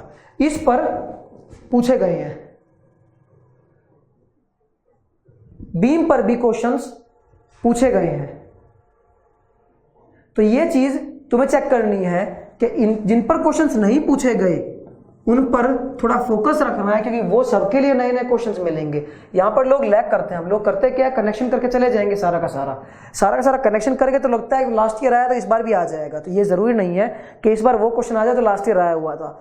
अगर टॉपिक 5 दे रखे हैं तो तुम्हें पांचों के पांचों आने चाहिए। अब उसमें से एक क्वेश्चन पूछे या 10 क्वेश्चन पूछे, किसी टॉपिक पे पूछे किसी टॉपिक पे ना पूछे, तुम्हें वो चीज क्लैरिफाई होनी चाहिए। तो तुम्हें ये चीज अच्छे से जज करनी है।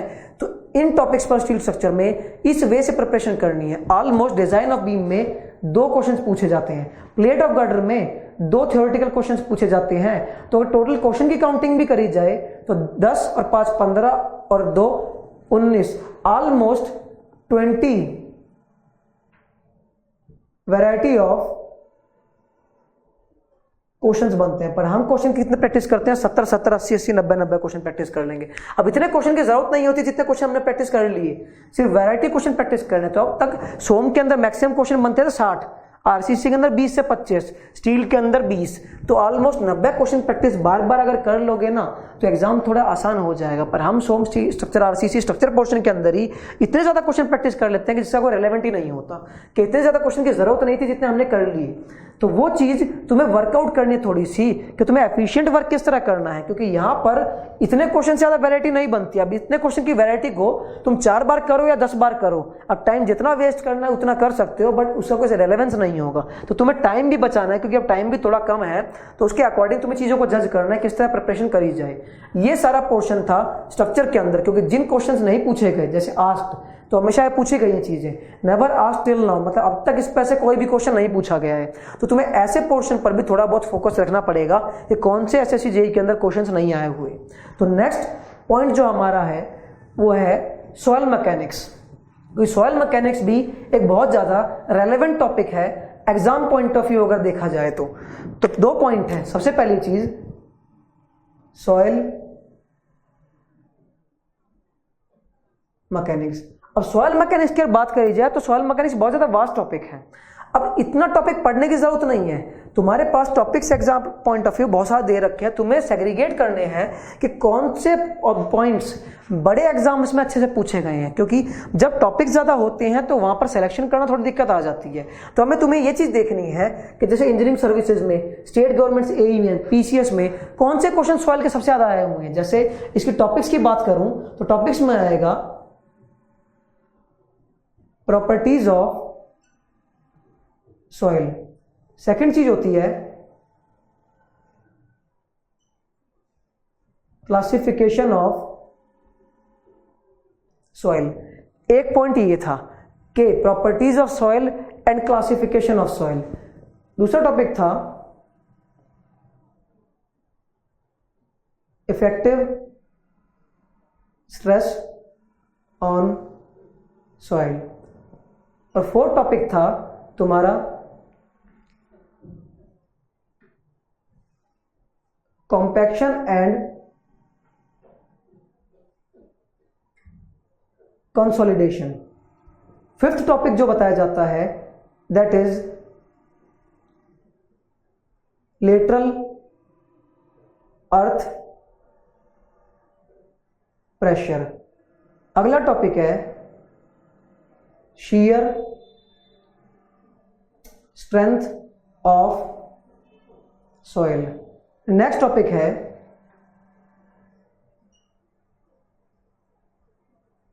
फाउंडेशन। अब फाउंडेशन में 2 चीज आती हैं, एक को बोला जाता है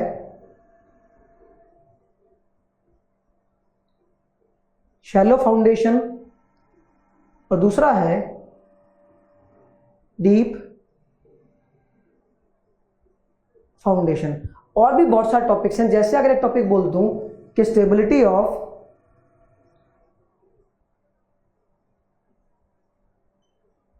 स्लोप्स। अब ध्यान से सुनना, यहां पर लोग लैग करते हैं थोड़ा बहुत। वहां पर क्या करते हैं, कोई इतने टॉपिक्स आप देखने के बाद में तो सोचे क्या पढ़े क्या ना पढ़े, क्योंकि इसके अंदर वैरायटी ऑफ क्वेश्चंस बहुत ज्यादा है। सबसे ज्यादा अगर वैरायटी ऑफ क्वेश्चन किसी सब्जेक्ट के अंदर है तो सॉइल मैकेनिक्स के अंदर है। तो इतनी वैरायटी इसके अंदर आ जाती है कि हर क्वेश्चन अपने आप में नया दिखाई देने लगता है। तो उस पॉइंट को अवॉइड करने के लिए कि कितना पढ़ा जाए और क्या पढ़ा जाए और क्वेश्चन कहां से करे जाए, तो उसका सबसे अच्छा रेलेवेंट होता है कि अगर एसएससी जेईई मेंस के लिए सॉइल मैकेनिक्स की प्रिपरेशन करनी है तो लास्ट ईयर्स के इंजीनियरिंग सर्विसेज या असिस्टेंट इंजीनियर के जो कोई पेपर हुए हो वो क्वेश्चंस को ट्राई करा जाए, क्योंकि एनालिसिस के अकॉर्डिंग कि पिछले 5 सालों में जो भी एसएससी जेईई के अंदर सॉइल के क्वेश्चन आए हैं वो सारे के सारे ईएस के कंसेप्ट पर यूं के यूं उठ करके आए हैं। इससे स्टेटमेंट थोड़ी सी उन्होंने चेंज कर दी थी और कोई भी रेलेवेंट नहीं था। तो तुम्हें इस चीज पर वर्क करना है कि तुम्हारे एग्जाम किस बेसिस पर प्रिपरेशन कर जाए। जैसे इस पोर्शन पर इंपॉर्टेंट कंसीडर करा जाता है, इससे बहुत ज्यादा बहुत क्वेश्चंस बनते हैं इसके अंदर। इफेक्टिव स्ट्रेस को भी इंपॉर्टेंट कंसीडर करा जाता है, इस पर भी क्वेश्चंस आए हुए हैं। कंप्रेसिबिलिटी पर भी और कंसोलिडेशन को भी इंपॉर्टेंट कंसीडर करा जाता है, एग्जाम पॉइंट ऑफ व्यू बहुत इंपॉर्टेंट है। ठीक है, दूसरा पॉइंट कि ये 2 पॉइंट भी बड़े इंपॉर्टेंट सब्जेक्ट कंसीडर करे जाते हैं। लेटरल अर्थ प्रेशर पे आज तक एक ही क्वेश्चन आया था, शियर स्ट्रेंथ ऑफ सॉइल पर never asked.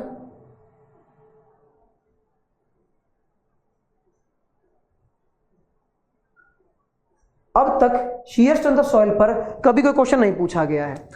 Lateral earth pressure पर क्वेश्चन पूछ लिया गया है, इस पर भी पूछ लिया गया, इस पर भी पूछ लिया गया, इस पर भी और इस पर भी।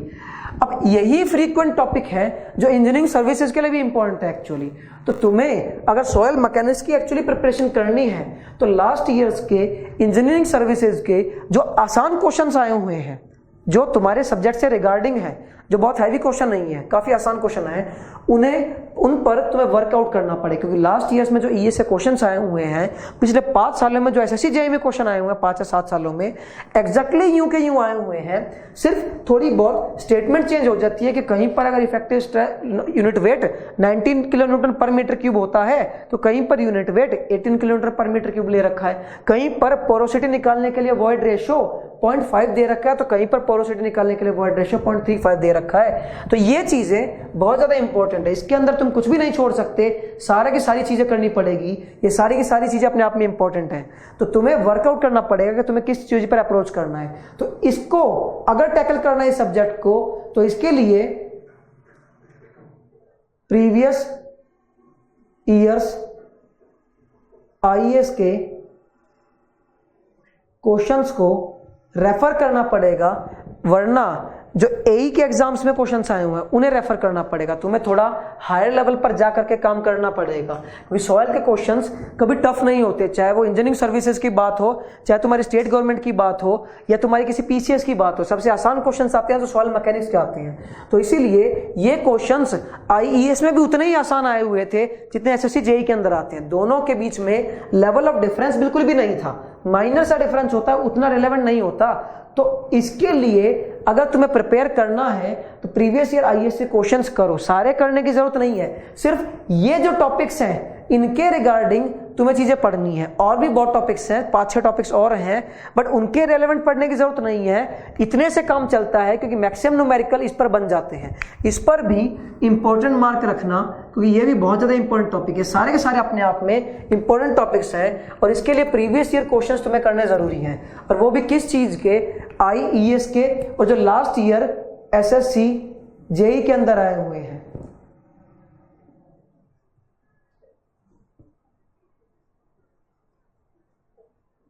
इन क्वेश्चंस पर तुम्हें फोकस रखना पड़ेगा।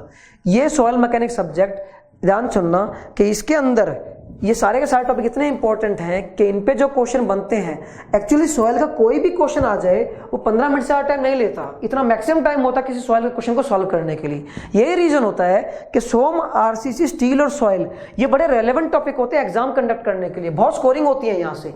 अगर यही 4 सब्जेक्ट तुम्हारे इतने अच्छे हैं तो इन 4 सब्जेक्ट के बेसिस पर तुम सिलेक्शन ले सकते हो मेंस के अंदर। मैटर इज दैट तुम्हारी एक्यूरेसी कितनी अच्छी है, सिर्फ इन 4 सब्जेक्ट के बेस पर, क्योंकि इन 4 सब्जेक्ट के बेस पर 130-140 प्लस क्वेश्चंस आते हैं। तो इतने ही अगर तुम्हारा न्यूमेरिकल पोर्शन ठीक रहता है तो तुम बहुत ज्यादा वर्कआउट कर सकते हो इन चीजों पर। तो तुम्हें इस चीज पर वर्कआउट करना है, क्योंकि इसके अंदर अप्रोक्सीमेट 30 to 50 मार्क्स के चीजें आती हैं जो तुम्हें वर्कआउट करनी पड़ेगी। हाँ, 15 भी आ सकता है, 20 भी आ सकता है, 25 भी आ सकता है, बट इन जनरल की बात करी जाए तो 30 से 50 के बीच में नंबर्स आते हैं, 30 नंबर के क्वेश्चन इसके अंदर आते हैं और वो बहुत आसान क्वेश्चन आते हैं। इसलिए मेरा सजेशन यही है इसके लिए कि बाकी सब्जेक्ट्स के लिए सिर्फ वैरायटी क्वेश्चन बुक में से मिल जाएंगे तुम्हें लास्ट ईयर्स के, पर इसके लिए जो क्वेश्चन फोकस करने हैं वो इंजीनियरिंग सर्विसेज के प्रीवियस ईयर के क्वेश्चन या एसएससी जेई में जो मेंस में क्वेश्चन आए हुए हैं वो तुम्हें कंडक्ट करने हैं। ये कंडक्ट करने के बाद तुम्हारा काम चल जाएगा। तो इतने पे मैक्सिमम क्वेश्चन तुम अप्लाई कर सकते हो। तो सॉइल मैकेनिक्स में इनसे ज्यादा पढ़ने की जरूरत नहीं है, सिर्फ इतना ही वर्कआउट करना है और प्रीवियस ईयर के तुम्हें क्वेश्चंस करने हैं। Clear point.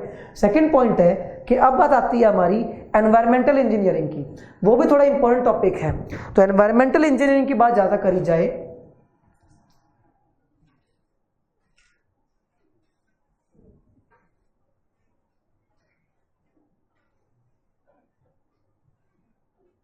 एनवायरमेंटल इंजीनियरिंग, अब बात इसकी करी जाए तो ये दो पार्ट्स में डिवाइड कर दिया जाता है। एक को बोला जाता है वाटर ट्रीटमेंट,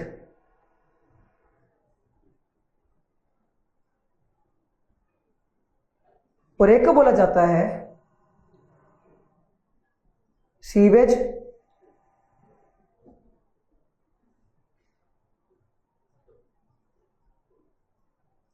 ट्रीटमेंट। इन पास टॉपिक्स, दो टॉपिक्स के ऊपर इसके अंदर क्वेश्चंस बनते हैं। अब इन टॉपिक्स पर क्वेश्चन किस बेसिस पर बनेगी ध्यान सुनना, क्योंकि एनवायरमेंटल बड़ा फिक्स सब्जेक्ट है, बड़ा कांस्टेंट सब्जेक्ट है, कोई चेंज नहीं होता, तो इसमें क्वेश्चन भी बहुत फिक्स से बनते हैं। अब बात आई वाटर ट्रीटमेंट की। देखो objective wise water treatment important था, पर सब्जेक्टिव वाइज दोनों के दोनों ही इंपॉर्टेंट कंसीडर करे जाते हैं। तो इसके अंदर जो टॉपिक्स कंसीडर करे जाते हैं उसे बोलते हैं water demand and population forecasting. पहला टॉपिक बनता है ये कि वाटर डिमांड कितनी रिक्वायरमेंट है और पॉपुलेशन 10 साल, क्योंकि अगर मैं कोई भी वाटर सप्लाई टैंक बनाऊंगा तो उसके लिए मुझे ये तो पता होना चाहिए।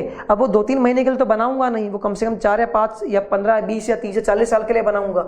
अब इतने सालों के बाद तो पॉपुलेशन भी बहुत ज्यादा बढ़ जाए, क्योंकि इंडिया की ग्रोइंग इकोनॉमी के साथ पॉपुलेशन भी इंडिया की बहुत ज्यादा बढ़ती है। तो उस क्राइटेरिया को फोकस करने के लिए मुझे पॉपुलेशन फोरकास्टिंग पढ़ना पड़ता है। अब इसके लिए 4 मेथड्स हैं, तो इसके ऊपर जो क्वेश्चन बनते हैं for variety of question. Basically अगर 4-5 बोला जाए तो ज्यादा बेटर रहेगा। 4 तो न्यूमेरिकल होते हैं और एक थ्योरेटिकल क्वेश्चन होता है जो पूछा जाता है। दूसरा पार्ट क्या है इसके अंदर, क्वालिटी पैरामीटर्स।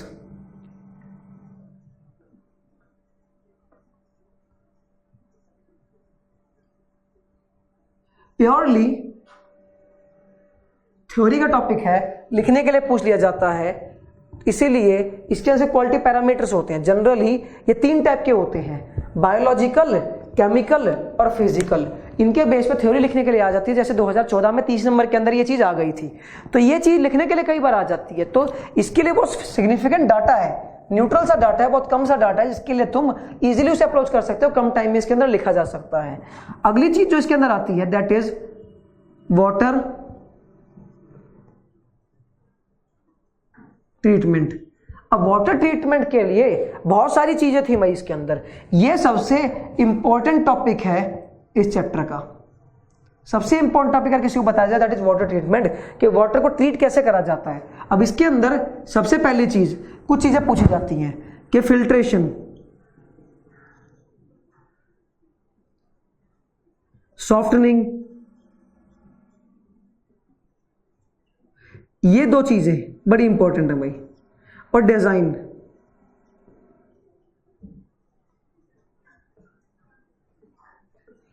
किसी भी टैंक का, जैसे सेडिमेंटेशन टैंक हो गया, ट्रिकलिंग फिल्टर हो गया, सेप्टिक टैंक हो गया, कोई भी चीज का डिजाइन इसी के अंदर से करा जाता है। तो ये 3 चीजें इसके अंदर पढ़नी बहुत जरूरी है वाटर ट्रीटमेंट के अंदर। कोई फिल्ट्रेशन किस तरह करा जाता है, सॉफ्टनिंग किस तरह करी जाती है, और एक पॉइंट और आता है जिसे बोलते हैं हार्डनेस, कि हार्डनेस को रिमूवल कैसे करा जाता है। हार्डनेस रिमूवल लिखे तो ज्यादा ठीक रहेगा, एक पार्ट था ये। अब ये 3 चीजें इसके अंदर पूछी जाती हैं सिर्फ। फाइनल जो टॉपिक है वो इसके अंदर आता है डिस्ट्रीब्यूशन सिस्टम। ये टॉपिक ज्यादा रेलेवेंट नहीं है, अगर कोई इंपॉर्टेंट टॉपिक है तो ये 3 टॉपिक्स बहुत ही ज्यादा इंपॉर्टेंट है भाई एसएससी पॉइंट ऑफ व्यू से। अगर इसको बोला जाए these are the most important topics regarding to SSC JE. अब बात आती है सीवेज ट्रीटमेंट की। इस पर मैक्सिमम जो क्वेश्चंस बनते हैं वो 5 तो यहां पर बनते हैं और 6 यहां पर बनते हैं, मैक्सिमम 12 वैरायटी ऑफ क्वेश्चंस बनते हैं।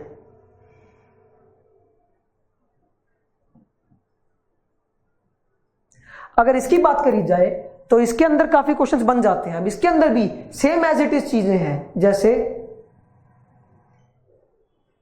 क्वालिटी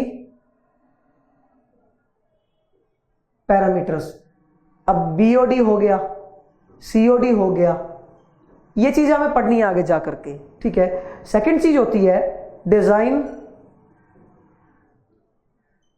ऑफ सीवर, सीवर का डिजाइन करा जाता है। नेक्स्ट चीज है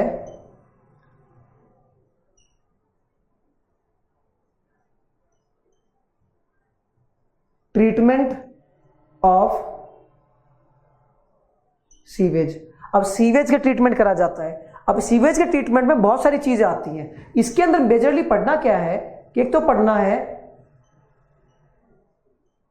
एरोबिक यूनिट्स और एक पढ़ना है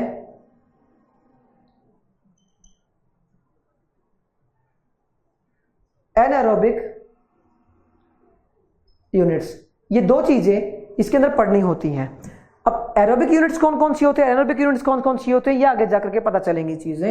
यहां पर सीवेज ट्रीटमेंट में जैसे सेप्टिक टैंक हो गया, ट्रिकलिंग फिल्टर हो गया, अगर यहां पर बात करी जाए एरोबिक यूनिट्स की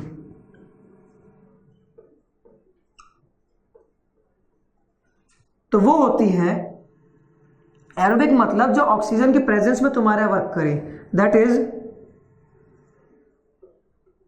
ट्रिकलिंग फिल्टर।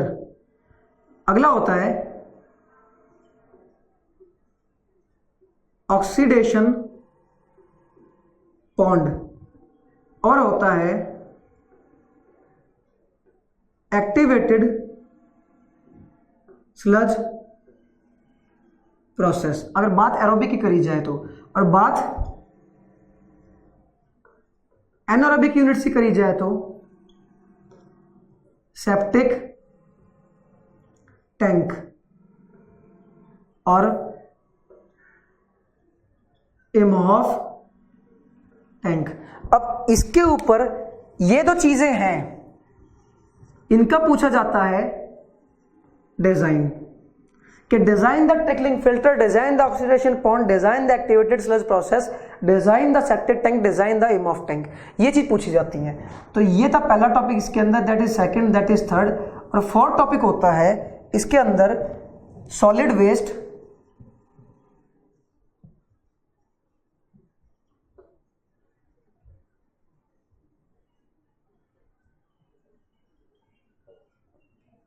मैनेजमेंट, कि सॉलिड वेस्ट मैनेजमेंट किस तरह करा जाता है। अब पॉइंट इज दैट कि यहां पर इन दोनों के अलावा सीवेज ट्रीटमेंट और वाटर ट्रीटमेंट के अलावा एक और स्मॉल टॉपिक होता है जिसे कंसीडर करा जाता है air pollution and noise pollution. तीसरा टॉपिक होता है ये वाला। अब एयर और नॉइस पॉल्यूशन में ज्यादा पढ़ने की जरूरत नहीं होती, इसके अंदर सिर्फ instrument to control air pollution और दूसरी चीज टाइप ऑफ एयर पॉल्यूटेंट्स, कितने टाइप ऑफ एयर पॉल्यूटेंट्स होते हैं वो चीजें हमें पढ़नी है सिर्फ इसके अंदर। ये सीवेज ट्रीटमेंट का पोर्शन था जिसके अंदर डिजाइनिंग भी है और एनालिसिस भी है। बेसिकली इसके अंदर डिजाइन 4 चीजों का पूछा जाता है।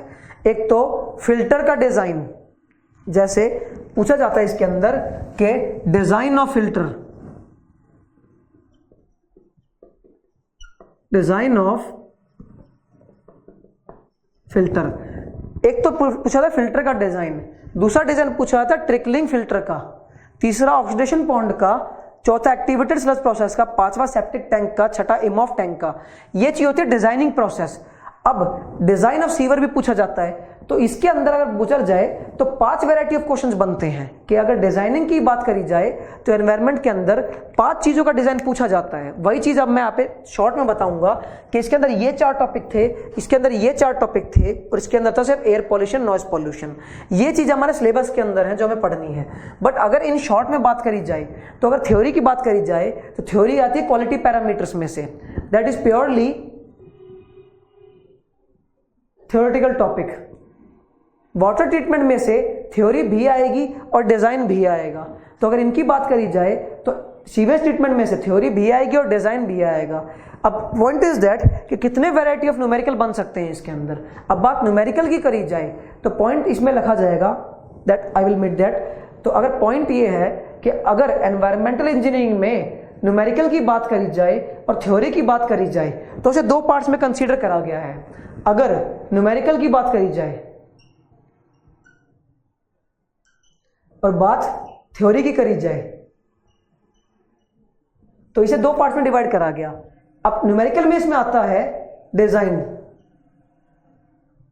अब डिजाइन में 2 चीज आती है, डिजाइन ऑफ ए पार्ट है सीवर, बी पार्ट है ट्रिकलिंग फिल्टर, सी पार्ट है तुम्हारा activated sludge process, D part है तुम्हारा इमहॉफ टैंक, ई पार्ट है तुम्हारा स्लो सैंड फिल्टर, और एफ पार्ट है तुम्हारा रैपिड सैंड फिल्टर, और जी पार्ट है पॉपुलेशन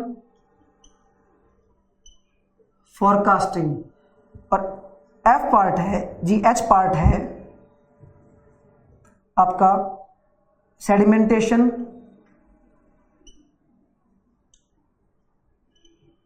टैंक। इन पार्ट्स पर जनरली डिजाइनिंग पूछी जाती है एग्जाम्स के अंदर, ठीक है। तो इन पार्ट्स के अंदर हमें डिजाइनिंग पर चीजों को फोकस करना है। अगर डिजाइनिंग इतने पर क्लियर है तो इतने पर हमें वर्कआउट करना है सेडिमेंटेशन टैंक के अंदर। तो सेडिमेंटेशन टैंक पर वर्कआउट करने के बाद ये न्यूमेरिकल बनते हैं सिर्फ इसके अंदर। तो 1 2 3 4 5 6 7 8, तो 8 वैरायटी ऑफ क्वेश्चन बनते हैं इसके अंदर न्यूमेरिकल के। बट अगर थ्योरी की बात करी जाए तो थ्योरी के अंदर इसके अंदर सिर्फ 2-3 ही टॉपिक हैं। वो टॉपिक कौन कौन से हैं कि तुम्हारे अंदर थ्योरी ऑफ फिल्टर्स आ सकता है, रिटर्न के अंदर एरोबिक वर्सेस एनारोबिक यूनिट्स में डिफरेंस आ सकता है। यहां पर पूछा जा सकता है टाइप ऑफ एयर पॉल्यूटेंट्स। दूसरी चीज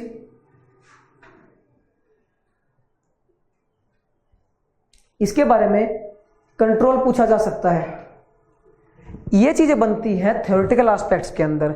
सेडिमेंटेशन टैंक की थ्योरी, ठीक है, फिल्टर्स की थ्योरी पूछी जा सकती है, एक्टिव स्लज प्रोसेस, सीवर की थ्योरी पूछी जा सकती है, slow sand filter, rapid sand filter, ये सारे ऑब्जेक्टिव पर्पस है। और अगली चीज क्या पूछी जा सकती है, क्वालिटी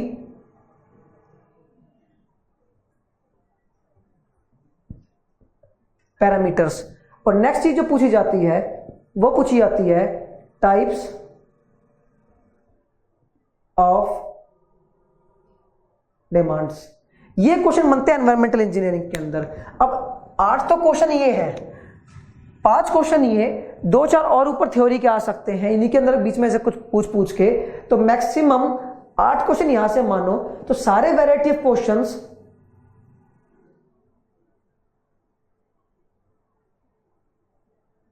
16 बनते हैं सारे एग्जाम के अंदर। बट हम क्या करते हैं, इतने क्वेश्चंस कर लेते हैं कि उतने ध्यान रखने मुश्किल हो जाते हैं। एक्चुअली बोला जाता है एनवायरमेंटल बहुत बड़ा सब्जेक्ट है, बड़ा बड़ा कुछ नहीं है। इशू ये है कि हम क्वालिटी पर फोकस ना करके क्वांटिटी पर फोकस कर लेते हैं, क्योंकि हम एसके गर्ग जैसी इतनी मोटी मोटी किताबें देख लेते हैं। अब उसे होता क्या, उतनी किताबें बहुत अच्छी बुक है बट तुम्हें सारी नहीं पढ़नी होती। तुम पढ़े होती है सिर्फ 4 टॉपिक, 4 उसके टॉपिक, 4 इसके टॉपिक, एक एयर पॉल्यूशन, एक नॉइज पॉल्यूशन। ये टॉपिक्स थे जो हमें एनवायरमेंटल इंजीनियरिंग के अंदर कवर करने हैं। अब पॉइंट ये है कि एनवायरमेंटल इंजीनियरिंग के टॉप वेटेज कितनी आती है। अब यहां पर जितनी भी वेटेज आती है वो कम से कम तुम्हें 30 नंबर तक के क्वेश्चन तो मिलेंगे, 20 से 30 के बीच में तुम्हें यहां पर वेटेज मिलेगी। अगर न्यूमेरिकल आया तो कंपेरेटिवली वेटेज 50 भी जा सकती है, पर अगर न्यूमेरिकल नहीं आए तो कम से कम 20 या 30 की तो थ्योरी इसके अंदर पूछी जाती है नॉर्मली केसेस के अंदर, जो नॉर्मल एग्जाम्स पूछे जाते हैं। बाकी इसके अंदर जेईई के अंदर इसकी वेटेज बहुत इंपॉर्टेंट है, क्योंकि टॉपिक बड़ा छोटा है। हम पढ़ ज्यादा लेते हैं, क्वांटिटी ज्यादा इकट्ठी कर लेते हैं, क्वालिटी कम पढ़ते हैं। तो हमें सिर्फ इन टॉपिक्स पर फोकस करना है सारे के सारे। ये डिजाइनिंग पोर्शन है, ये थ्योरेटिकल पोर्शन है चैप्टर का। तो जो आज का फाइनल जो पेपर 1 पार्ट ए का हमारा टॉपिक बचा है वो है फ्लूइड मैकेनिक्स, जो एग्जाम पॉइंट ऑफ व्यू बड़ा इंपॉर्टेंट कंसीडर करा जाता है। दैट इज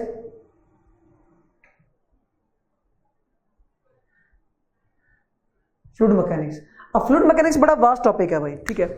अब इसके अंदर कवर अप करने के लिए बहुत सारे टॉपिक्स हैं। जैसे पहला टॉपिक बोल दिया जाता है प्रॉपर्टीज ऑफ फ्लूइड, दूसरा टॉपिक बोला जाता है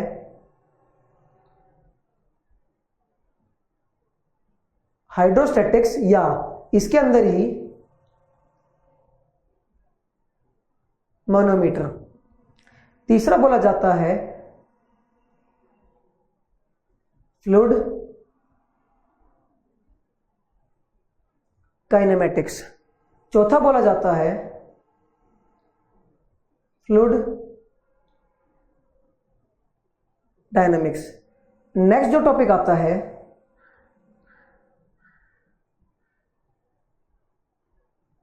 डायमेंशनल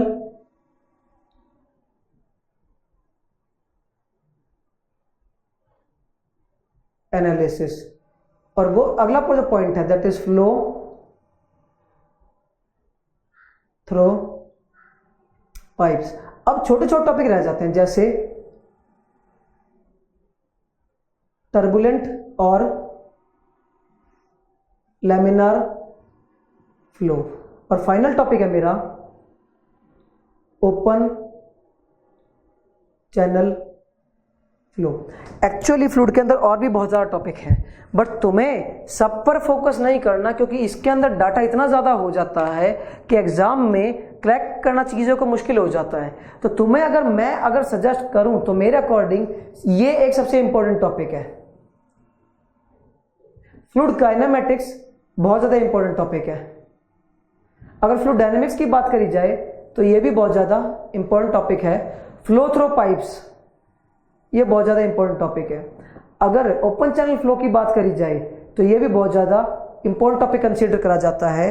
बट सबसे अच्छे टॉपिक से अगर क्वेश्चन पूछे जाते हैं तो flow through pipes, fluid kinematics और प्रॉपर्टीज ऑफ फ्लूइड के अंदर से पूछे जाते हैं। इन चीजों पर थोड़ा ज्यादा फोकस करना है तुम्हें, क्योंकि इन टॉपिक्स पर ऑब्जेक्टिव बहुत ज्यादा बनते हैं। रिटर्न तो इतने भी ज्यादा बनते हैं कि हर साल फ्लूइड के अंदर से ऑलमोस्ट 30 से 40 नंबर के रिटर्न पूछे जाते हैं। तो तुम्हें इन टॉपिक्स पर थोड़ा सा ज्यादा फोकस करना है, स्पेशली ओपन चैनल फ्लो के अंदर, क्योंकि सिविल इंजीनियरिंग में ओपन चैनल फ्लो की वेटेज बहुत ज्यादा है। जैसे हमने flow through properties of fluid के अंदर थोड़ा बहुत थ्योरेटिकल पूछ लिया जाता है। यहाँ पर एक न्यूटोनियन फ्लूइड होता है, एक न्यूटन लॉ ऑफ विस्कोसिटी होता है, तो यहाँ पर उस पर मैक्सिमम क्वेश्चंस पूछे जाते हैं। बबल्स के अंदर हम प्रेशर फाइंड आउट करते हैं, हम कैपिलरिटी पढ़ते हैं, तो वो चीज यहाँ पर जो रिटर्न क्वेश्चन पूछे जाते हैं वो सरफेस टेंशन के ऊपर चीजें पूछ ली जाती हैं कई बार। जैसे यहाँ पर जो न्यूमेरिकल पोर्शन बनते हैं वो सरफेस टेंशन हो गया, या तुम्हारा न्यूटन लॉ ऑफ विस्कोसिटी हो गया। इन पर न्यूमेरिकल बन जाते हैं। इसके अंदर जो इंपॉर्टेंट टॉपिक्स हैं वो अलग अलग टाइप के मोनोमीटर होते हैं, ठीक है, जैसे यू ट्यूब मैनोमीटर, ठीक है, सिंगल मैनोमीटर, ऐसी चीजें ऑब्जेक्टिव पूछी जाती है। फ्लूइड काइनेमेटिक्स में क्या चीज आती है, इस तरह से चीज पूछी जाती है, स्ट्रीम लाइन, स्ट्रीक लाइन, या इसी के अंदर ये चीजें पूछी जा सकती हैं कि वेलोसिटी, पोटेंशियल, कि इस पर थ्योरेटिकली बनते हैं और ऑब्जेक्टिव बनते हैं। फ्लूइड डायनेमिक्स के अंदर क्या होता है कि बहुत ज्यादा चीजें बर्नौलीज,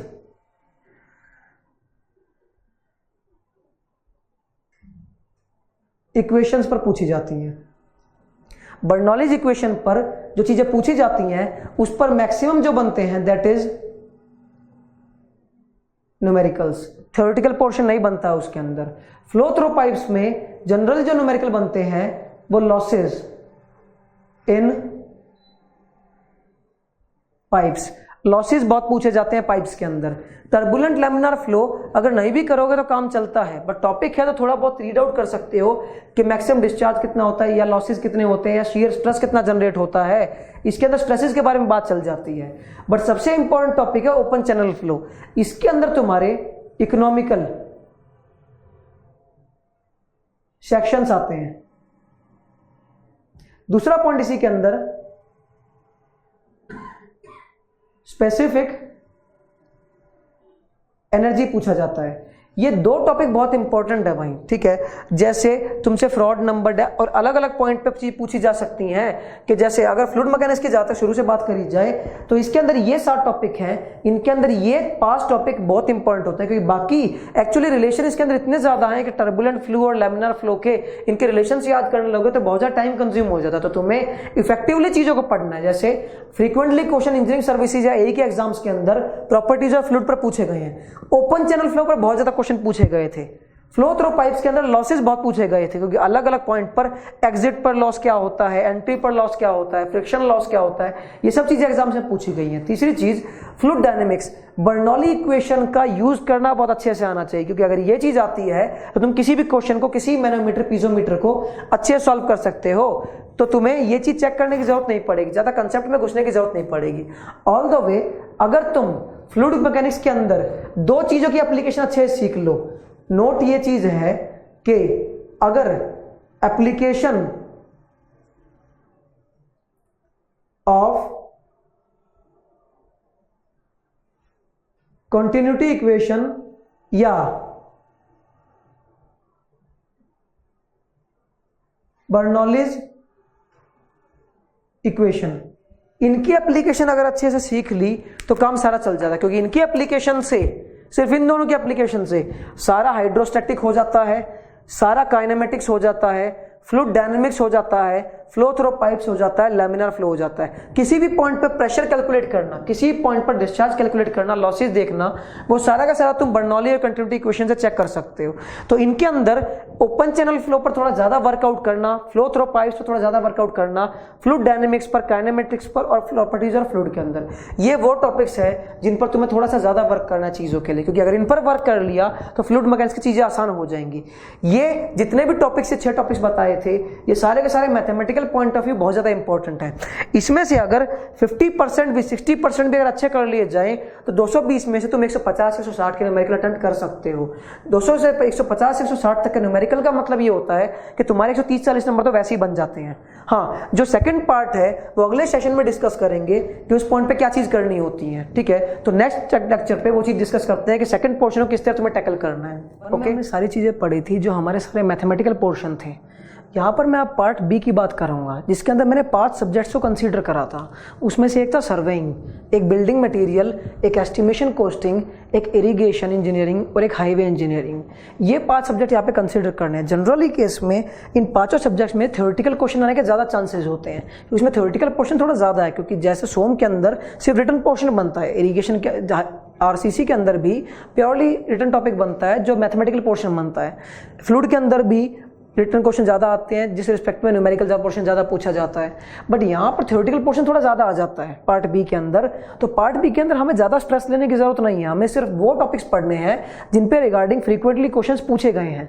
जैसे इसके अंदर जो मुझे टॉपिक्स कंसीडर करने हैं वो लीनियर मेजरमेंट, ये बहुत मेजर टॉपिक है जो हमें कंस्ट्रक्शन करना है। इसके दूसरी बात, हमें कंपास सर्विंग के बारे में थोड़ा पढ़ना है। तीसरी बात, हमें ट्रैवर्सिंग के बारे में पढ़ना पड़ेगा, लेवलिंग के बारे में पढ़ना पड़ेगा। ये पोर्शन सारे न्यूमेरिकल बेस्ड है।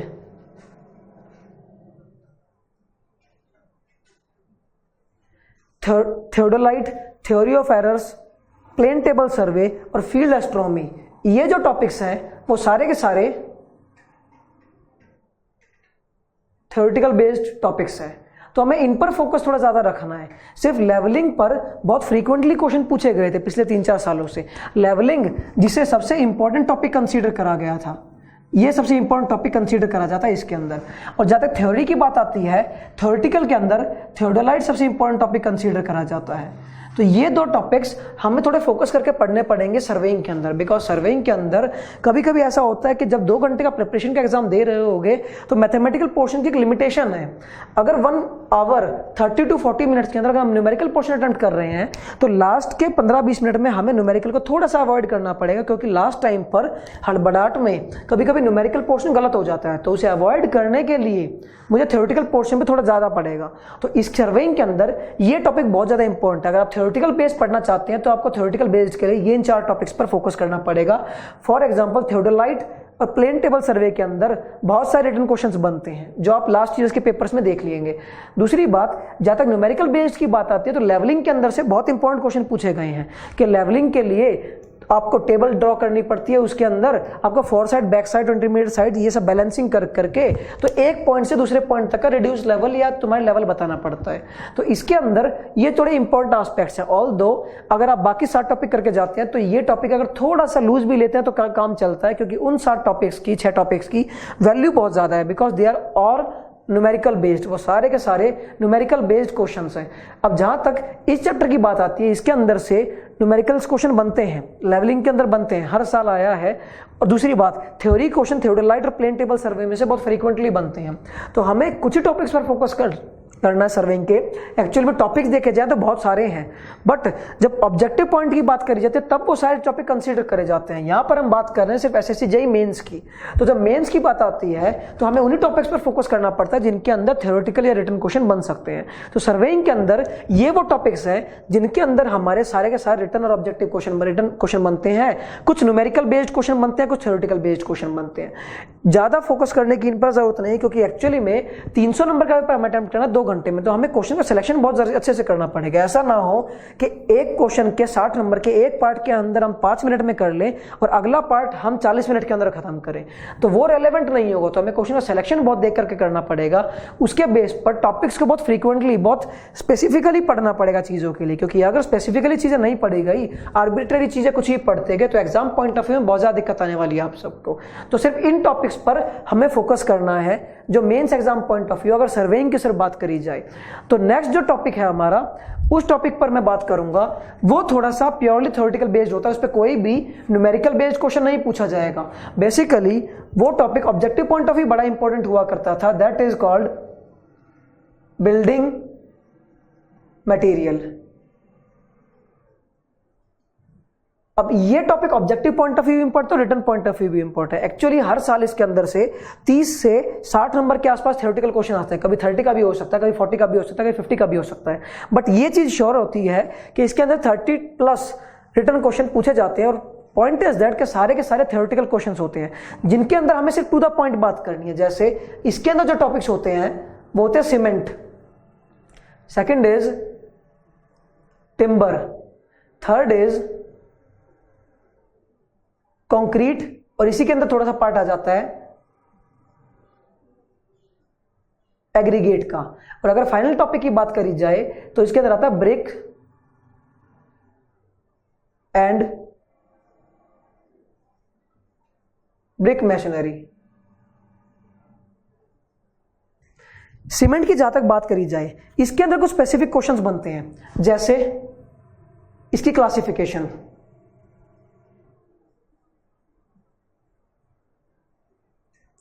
पहला, दूसरा इसकी कंपोजिशन, तीसरा इसकी प्रॉपर्टीज। ये 3 टाइप ऑफ क्वेश्चन बहुत फ्रीक्वेंटली इसके अंदर पूछे जाते हैं। जहां तक टिम्बर की बात करी जाए, टिम्बर की बात अगर करी जाए तो इसके अंदर पूछा जाता है क्लासिफिकेशन,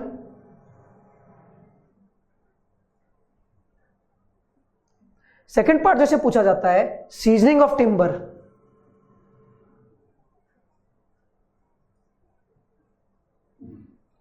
थर्ड पार्ट जो जनरली पूछा जाता है that is defects in timber, और फाइनल अगर डिफेक्ट की बात आ गई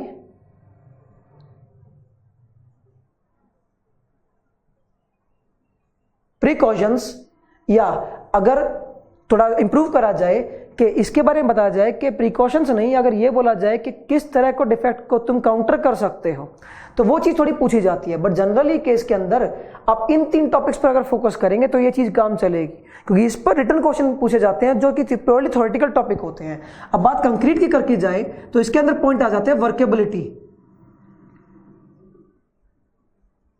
सेकेंड पॉइंट जो इसके अंदर आता है दैट इज श्रिंकेज, क्रीप, और सबसे इंपॉर्टेंट चीज टेस्टिंग।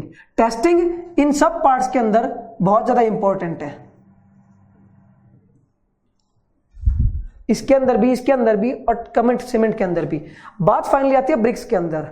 ब्रिक्स के अंदर बात करी जाए तो फर्स्ट है क्लासिफिकेशन, सेकंड, ये तो ब्रिक्स की क्लासिफिकेशन की बात हो गई। अब प्रॉपर्टीज की बात भी इसके अंदर आ जाती है, और जब फाइनल पॉइंट इसके अंदर बात करा जाए तो टाइप्स ऑफ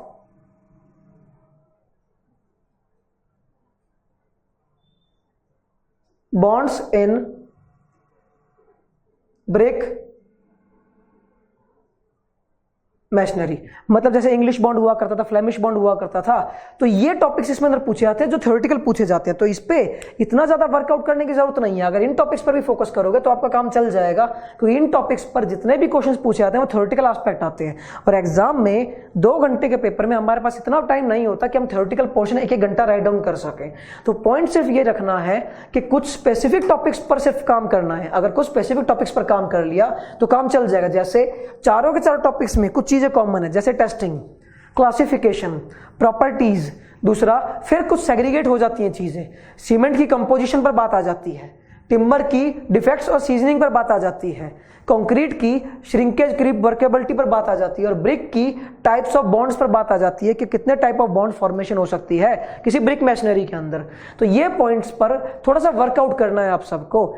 इनके सोर्सेज क्या है वो मैं एट द एंड क्लास के बताऊंगा कि किस टॉपिक पर आपको कौन सी बुक रेफर करनी है, क्योंकि यार वो बुक रेफर करोगे तो कंपैरेटिवली चीजें इजी हो जाती हैं, because her book her topic के लिए आसान नहीं होती। हर बुक, हर राइटर की इतनी किताबें नहीं है कि वो हर सब्जेक्ट के लिए स्पेसिफिकली चीजें उसने दी गई हों।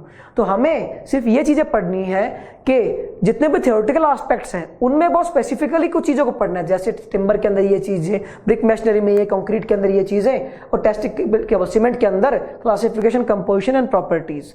ये कुछ प्रॉपर्टीज हमें अच्छे से पढ़नी है। ये पॉइंट था ब्रिक मैशनरी का या बिल्डिंग मटेरियल अगर बोला जाए तो। और दूसरी बात सबसे इंपॉर्टेंट क्या है कि बिल्डिंग मटेरियल में टॉपिक्स बहुत सारे हैं। अब कितने कम टॉपिक्स लेकर आप कितना अच्छे से एफिशिएंटली वर्क कर सकते हैं वो यहां पर सिर्फ बताया जा रहा है। एक टॉपिक और होता है इसके अंदर जिसे बोलते हैं हाईवे इंजीनियरिंग।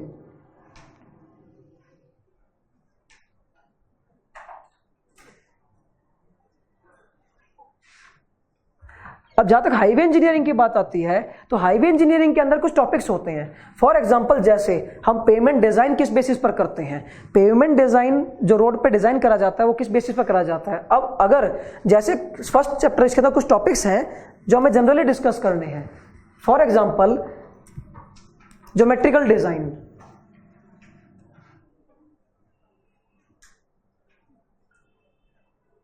अब ज्योमेट्रिकल डिजाइन का मतलब इसके अंदर हमें सारे वो एस्पेक्ट्स पढ़ने हैं बुक्स के अंदर या एग्जाम पॉइंट ऑफ व्यू जिन पर हमारे रोड को कंस्ट्रक्ट करने के लिए उस पर हम व्हीकल चलाते हैं। जैसे इस पर जो रिटन क्वेश्चन जो जनरली बनाए जाते हैं वो बहुत स्पेसिफिक होते हैं, पर उन पर वर्क करना बहुत ज्यादा जरूरी होता है, क्योंकि लास्ट ईयर भी ज्योमेट्रिकल डिजाइन पर एक न्यूमेरिकल पूछ लिया गया था। न्यूमेरिकल पोर्शन के लिए ज्योमेट्रिकल डिजाइन बहुत ज्यादा इंपॉर्टेंट है, बिकॉज इसके अंदर अलग अलग वेराइटी ऑफ न्यूमेरिकल्स बनते हैं, जैसे स्टॉपिंग साइड डिस्टेंस,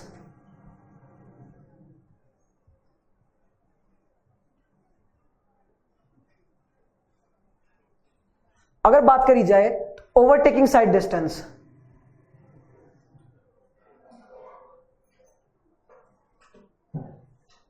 और बात करी जाए तो इसके अंदर वैली और सबमिट कर का डिजाइन,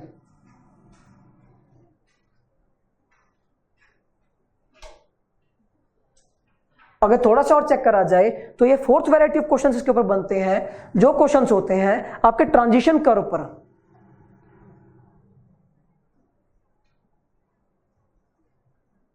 ये पार्ट है जो न्यूमेरिकली एग्जाम के अंदर पूछा जाता है। सेकंड पॉइंट है कि इस टॉपिक के अंदर जो सेकंड पॉइंट हमारा आता है, जो चैप्टर हमें पढ़ना है, उसे बोलते हैं बिटुमिनस पेमेंट मटेरियल्स।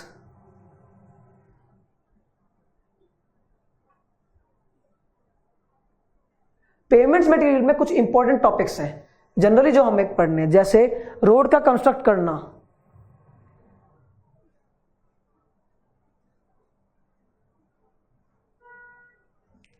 बिटुमिन और तार के अंदर डिफरेंट चेक करना, कितने टाइप ऑफ बिटुमिनस मटेरियल होते हैं, उनके बाइंडिंग एक्शन क्या क्या होते हैं, और जितने भी बिटुमिनस मटेरियल होते हैं या तार मटेरियल होते हैं उनकी प्रॉपर्टीज।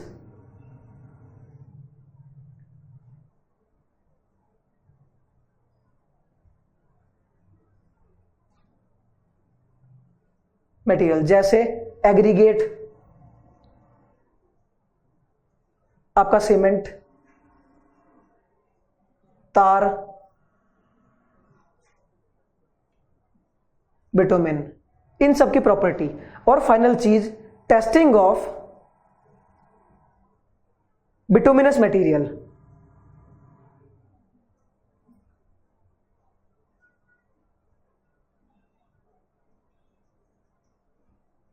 जितने भी ये बिटुमिनस मटेरियल पेमेंट मटेरियल आपको दिखाई दे रहे हैं, इन सब के लिए टेस्टिंग बहुत स्पेसिफिकली ऑब्जेक्टिव में पूछी जाती है, और रिटन पॉइंट ऑफ व्यू तो इनकी बहुत ज्यादा वेटेज है कि थ्योरेटिकल एस्पेक्ट के अंदर ये चीज पूछ ली जाती है कि फ्लैश टेस्ट क्या होता है बिटुमिन का, या एग्रीगेट के लिए स्ट्रेंथ टेस्ट किस तरह करते हैं, या टफनेस टेस्ट किस तरह करते हैं एग्रीगेट के लिए। तो ये सारी की सारी चीजें हाईवे इंजीनियरिंग के अंदर जनरली फॉर एग्जांपल पूछी जाती हैं। फॉर एग्जांपल जैसे ये जो पोर्शन है वो पूरा का पूरा थ्योरेटिकल पोर्शन कंसीडर करा गया है। तीसरा टॉपिक जो इसके अंदर आता है उसे बोलते हैं ट्रैफिक इंजीनियरिंग, और फाइनल जो टॉपिक आता है इसके अंदर उसे बोलते हैं पेमेंट डिजाइन। ट्रैफिक इंजीनियरिंग के अंदर इतना इंपॉर्टेंट चैप्टर नहीं है, क्योंकि इसके अंदर से जितने भी क्वेश्चन पूछे जाते हैं वो जनरली इंजीनियरिंग सर्विसेज के अंदर पूछे जाते हैं। जहां तक एसएससी जेईई मेंस की बात है, पेमेंट डिजाइन थोड़ा सा ज्यादा इंपॉर्टेंट टॉपिक कंसीडर करा जाता है, क्योंकि इसके अंदर दो टाइप ऑफ पेमेंट के डिजाइन करे जाते हैं। एक को बोला जाता है डिजाइन ऑफ रिजिड पेमेंट, और सेकंड को बोला जाता है डिजाइन ऑफ फ्लेक्सिबल पेमेंट। इन दोनों के डिजाइन्स, ये चार न्यूमेरिकल्स और ये चार थ्योरेटिकल क्वेश्चंस एग्जाम में जनरली पूछे जाते हैं। Last year stopping side distance और ओवरटेकिंग साइड डिस्टेंस पर क्वेश्चन जनरेट हो गया था, तो इस पॉइंट पर आपको वर्क करना है कि इस पे कितने टॉपिक आपको कवर करना है, कितने नहीं करने, बिकॉज एग्जाम की डिमांड के अकॉर्डिंग चीजें कैलकुलेट करनी पड़ती हैं, क्योंकि वहां पर एग्जाम सिर्फ 2 घंटे का होगा, वहां पर कितने कम टाइम में आप कितने एफिशिएंट वर्क कर सकते हैं वो वर्कआउट आपको देखना पड़ेगा, कितने अच्छे से आप कर पा रहे हैं। तो सिर्फ इन टॉपिक्स पर फोकस करेंगे तो मैक्सिमम रिटन क्वेश्चंस आपके हैंडल हो जाएंगे एग्जाम के अंदर, कोई दिक्कत नहीं आएगी। बाकी टॉपिक्स और भी बहुत सारे हैं, बट वो ऑब्जेक्टिव रिगार्डिंग थोड़े से ज्यादा इंपॉर्टेंट है। रिटर्न रिगार्डिंग जहां तक बात करी जाए तो इनसे इंपॉर्टेंट टॉपिक्स नहीं है हाईवे इंजीनियरिंग के अंदर। अब जहां तक अगले टॉपिक की बात आती है तो उस टॉपिक के अंदर दैट इज इरिगेशन इंजीनियरिंग। तो उसके अंदर जितने भी रिटन क्वेश्चन पूछे जाते हैं वो बहुत कम वेटेज है उनकी। एक्चुअली पिछले 8 सालों के जेईई के एग्जाम के अंदर जितने भी रिटन क्वेश्चंस इरिगेशन इंजीनियरिंग में पूछे गए हैं बहुत स्पेसिफिकली 2-3 टॉपिक्स पर ही पूछे गए हैं। तो अगर इरिगेशन इंजीनियरिंग की बात करी जाए तो इसके अंदर कुछ ही टॉपिक्स है जो एग्जाम में पूछे जाते हैं। फॉर एग्जाम्पल जैसे इसके अंदर एक टॉपिक आता है, जिसे बोलते हैं कैनाल डिजाइन। अब कैनाल डिजाइन के अंदर हमारी बुक्स के अंदर 2 टाइप ऑफ थ्योरी दे रखी है। एक को बोला जाता था लेसीज थ्योरी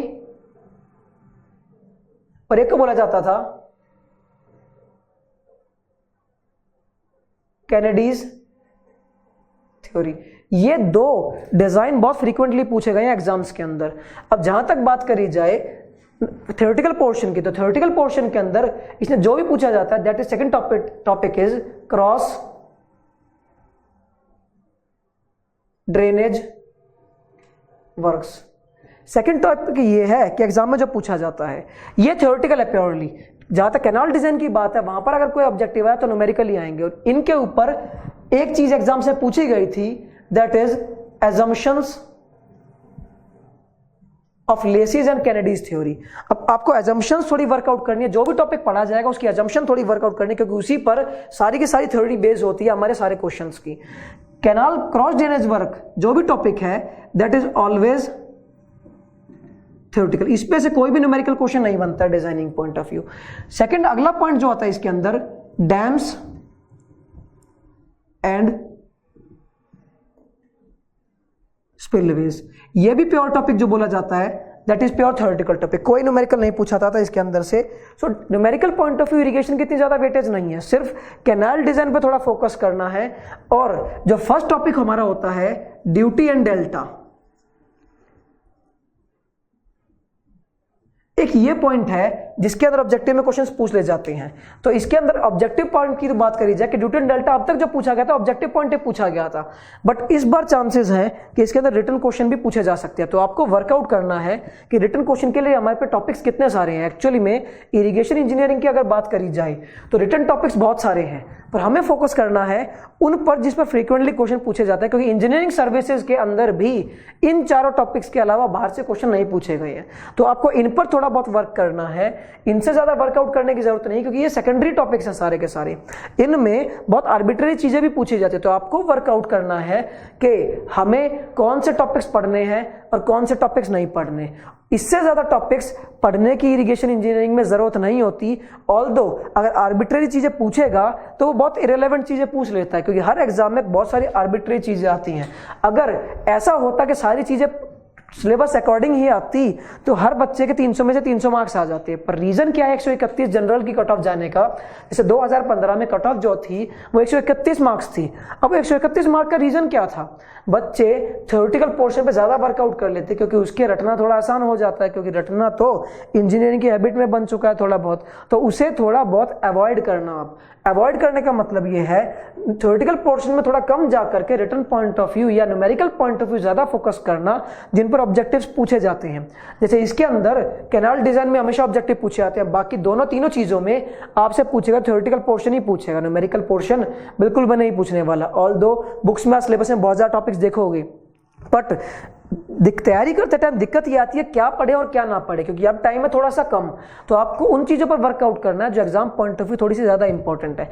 अगर बाकी टॉपिक्स आप स्किप भी करते हैं तो उसका कोई फर्क नहीं पड़ेगा, क्योंकि आपके पास पहले ही आपके मैथमेटिकल पोर्शन के 7 टॉपिक सर्वेइंग इंजीनियरिंग और हाईवे इंजीनियरिंग आपकी क्लैरिफाई हो चुकी हैं। तो इसमें से अगर थोड़े कम भी चीजें होती हैं तो उस पर कोई फर्क नहीं पड़ता, वो आप नॉर्मली कैलकुलेट कर सकते हो अपने तैयारी के पॉइंट ऑफ व्यू से। तो ये पॉइंट इरिगेशन इंजीनियरिंग के अंदर था, इससे ज्यादा पढ़ने की इसमें जरूरत नहीं होती, क्योंकि अगर इतना डाटा इकट्ठा कर लिया जो एग्जाम टाइम पर रिवाइज ही नहीं कर पाए तो उससे कोई रेलेवेंस नहीं होगा एग्जाम पॉइंट ऑफ व्यू से। हमारा लास्ट टॉपिक आता है जिसे बोलते हैं estimation costing.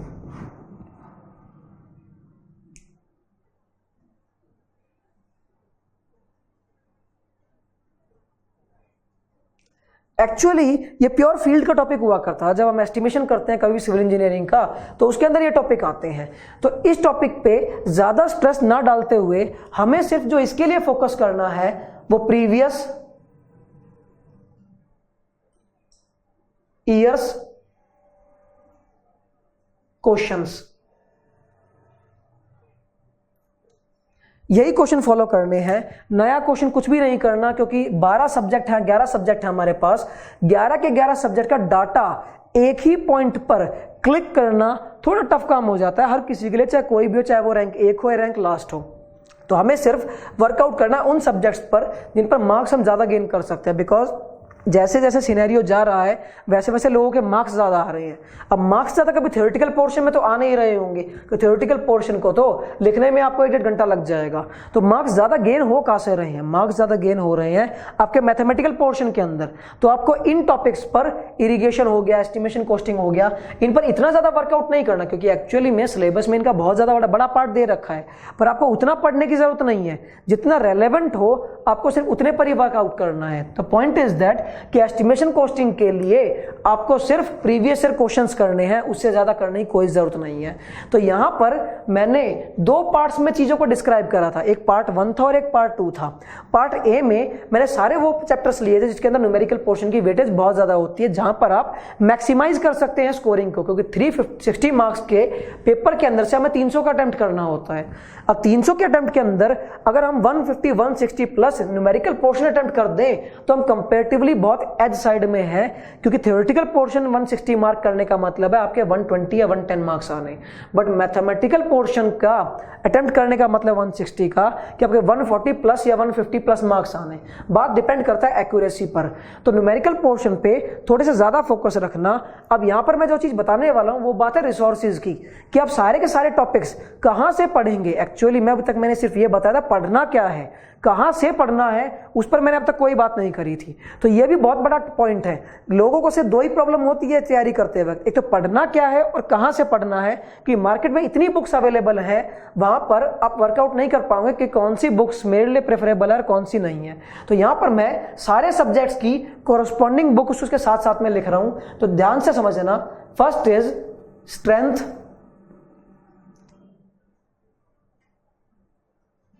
Of material.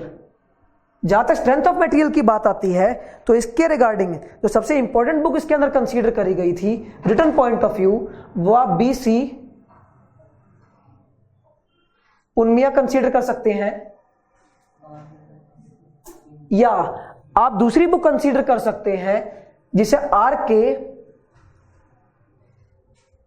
Rajput बोला जाता है। इन दोनों में से आप कोई भी कंसीडर कर सकते हैं। तो ये चीज थोड़ा ध्यान रखना। सेकंड पॉइंट है कि आपकी सेकंड बुक जो आती है वो आती है आपकी B पार्ट के अंदर, और इसके अंदर जो टॉपिक आते हैं वो आते हैं RCC, रीइंफोर्स सीमेंट कंक्रीट। अब इसके अंदर जो भी टॉपिक्स मुझे बताने हैं कि इसके अंदर कौन सी बुक ज्यादा प्रेफरेबल होगी, इसके लिए 2 किताबें बहुत अच्छी हैं। एक तो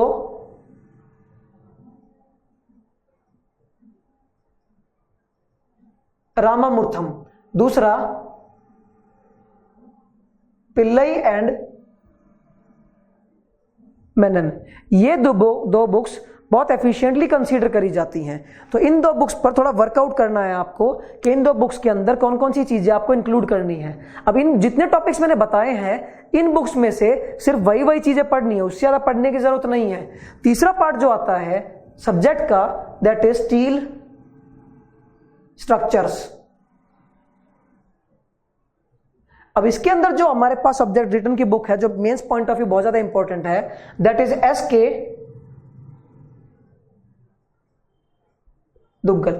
आप कोई भी एक एक बुक ले सकते हैं, सारी बुक लेने की जरूरत नहीं है, क्योंकि इतनी बुक डाटा इकट्ठा करना रेलेवेंट नहीं होगा कि हम 10-10 बुक किताबें खरीद लें और पढ़ने का टाइम हमारे पास उतना है नहीं, हम बहुत रेलेवेंट चीजें नहीं कर पा रहे। तो एक एक बुक ले सकते हैं जो आपका मन करे। रामामूर्थम भी अच्छी है, पिल्लई एंड मेनन भी अच्छी है, BC पुन्निया भी अच्छी है, RK राजपूत भी अच्छी है।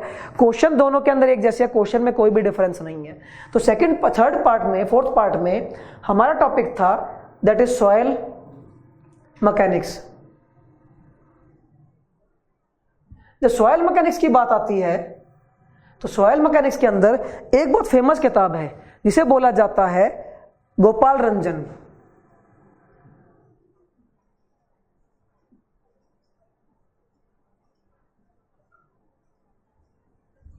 एक ही बुक रेफर करना, बहुत अच्छी किताब है, सारे क्वेश्चंस वैरायटी आपको मिलेगी, उससे ज़्यादा करने की जरूरत नहीं पड़ेगी। अब जहां तक अगले टॉपिक की बात आती है, दैट इज एनवायरमेंटल इंजीनियरिंग। अब एनवायरमेंटल इंजीनियरिंग की जहां तक बात आती है तो एनवायरमेंटल इंजीनियरिंग के अंदर एस.के. गर्ग बहुत एफिशिएंट बुक है, एक ही किताब मोर देन इनफ रहेगी और किताब पढ़ने की भी जरूरत नहीं पड़ेगी, क्योंकि मैक्सिमम इंजीनियरिंग सर्विसेज तक भी ये चीज बहुत इनफ होती है। तो आपको नेक्स्ट टॉपिक में पढ़ना है, दैट इज फ्लूइड मैकेनिक्स। अब फ्लूइड मैकेनिक्स के अंदर आप आर.के. बंसल भी ले सकते हैं,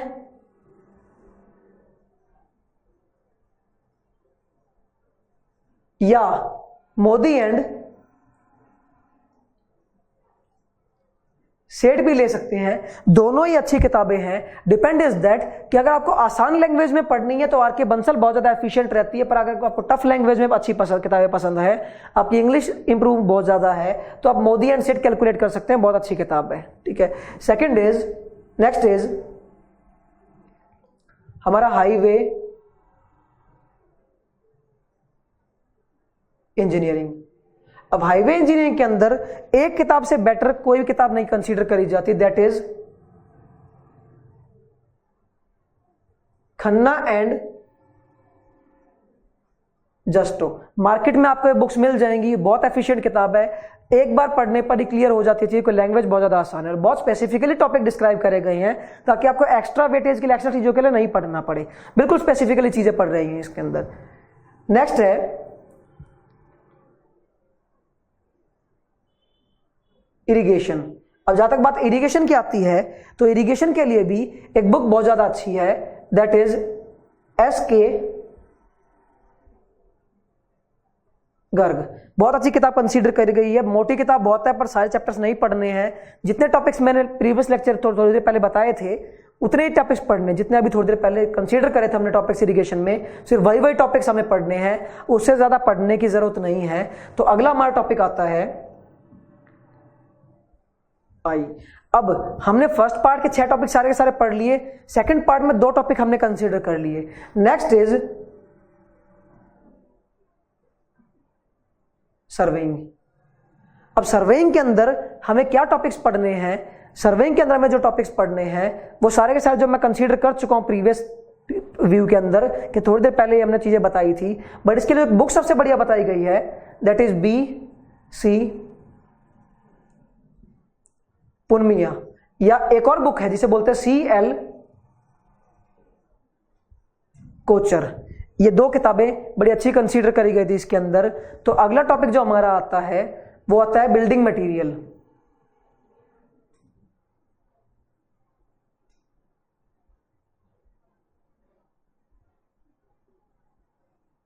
बिल्डिंग मटेरियल के लिए कुछ बुक्स काफी अच्छी हैं, जैसे इसके अंदर एस.के. Duggal,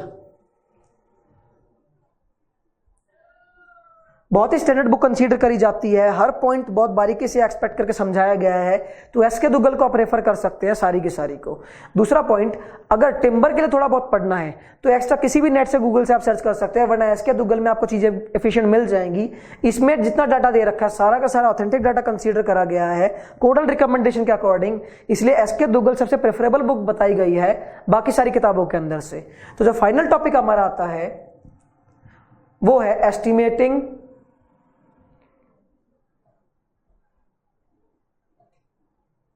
and costing. अब जहां तक एस्टिमेशन कोस्टिंग की बात आती है, इसके लिए मैंने आपको पहले ही बता दिया कि इसके लिए कोई किताब पढ़ने की जरूरत नहीं है, सिर्फ प्रीवियस ईयर्स क्वेश्चन आप फॉलो करेंगे तो उससे आपका काम चलेगा। अब ये तो बुक्स की बात रही, बात है कि अगर थोड़ा सा हायर लेवल पे और अच्छे से तैयारी करनी है हमें अपनी इंजीनियरिंग की, तो हम क्या क्या पॉइंट्स कर सकते हैं। तो 2 पॉइंट ध्यान सुनना कि इन 2 टॉपिक्स के IES के प्रीवियस ईयर्स क्वेश्चंस जो बहुत ज्यादा एफिशिएंट रहेंगे करने के लिए। सेकंड चीज है कि इन दो सब्जेक्ट्स के IES प्रीवियस ईयर्स क्वेश्चन। और फाइनल पॉइंट है कि हमें जो बिल्डिंग मटेरियल में पढ़ना है और जो हाईवे इंजीनियरिंग में पढ़ना है, तो बिल्डिंग मटेरियल के लिए और हाईवे इंजीनियरिंग के लिए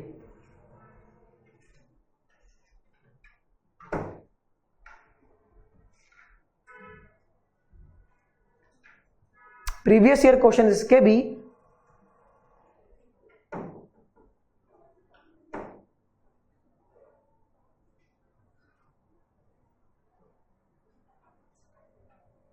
और इसके भी प्रीवियस ईयर क्वेश्चन सिर्फ इंजीनियरिंग सर्विसेज के, क्योंकि लास्ट के 8 सालों के अंदर जितने भी क्वेश्चन एसएससी जूनियर इंजीनियर ने एग्जाम में दिए हैं उसमें से 60-70% क्वेश्चन डायरेक्टली उठ करके इंजीनियरिंग सर्विसेज के आए हैं, जो आसान क्वेश्चन होते हैं। फॉर एग्जांपल पिछले 5 सालों के अंदर जितने भी आरसीसीए क्वेश्चन एसएससी जूनियर इंजीनियर के एग्जाम में आए हैं वो सारे के सारे इंजीनियरिंग सर्विसेज की कॉपी पेस्ट थी और कुछ नहीं था। तो तुम्हें थोड़ा सा वर्कआउट करना पड़ेगा। आईएएस के क्वेश्चन पर सबके आईएएस क्वेश्चन करने की जरूरत नहीं है, सिर्फ कुछ स्पेसिफिक क्वेश्चन सब्जेक्ट के, जैसे strength of material, RCC, soil mechanics, highway engineering और बिल्डिंग मटेरियल, इन टॉपिक्स के इंजीनियरिंग सर्विसेज के क्वेश्चंस आपको करने पड़ेंगे। बाकी सब आपका वर्कआउट हो जाएगा, बाकी जितने टॉपिक्स हैं वो बुक्स में आपको कंसीडर कर लिए जाएंगे, तो उसका इशू नहीं है। तो सिर्फ उसी पर वर्क करना है जो आपके इंपॉर्टेंट सब्जेक्ट्स हैं, क्योंकि ये 3-4 सब्जेक्ट्स ऐसे हैं जिनके अंदर मार्क्स मैक्सिमम उठाए जा सकते हैं। स्टील स्ट्रक्चर के लिए आईएएस के लास्ट ईयर क्वेश्चन करने की जरूरत नहीं है, फ्लूइड मैकेनिक्स के लिए जरूरत नहीं है, क्योंकि ये टॉपिक्स बुक में से ज्यादा अच्छे से आएंगे, बिकॉज स्टील स्ट्रक्चर थोड़ा सा टिपिकल टॉपिक है कंपेरेटिवली टू इंजीनियरिंग सर्विसेज के रिगार्डिंग बात करी जाए तो जूनियर इंजीनियर के लिए इसके लिए सिर्फ आप बुक पढ़ सकते हो, बट इन टॉपिक्स के लिए आईएएस के क्वेश्चंस आपको लास्ट ईयर के जरूर करने पड़ेंगे, वो ज्यादा एफिशिएंट रहेंगे इस पॉइंट पर अगर आप काम करोगे तो ये सारे के सारे टॉपिक्स थे जो सिविल इंजीनियरिंग में एसएससी जेईई के मेंस पेपर में कंसीडर करे जाते हैं। तो ये टॉपिक थे जो हमें एग्जाम पॉइंट ऑफ व्यू ज्यादा इंपॉर्टेंट हेल्प करेंगे। तो दैट्स इट।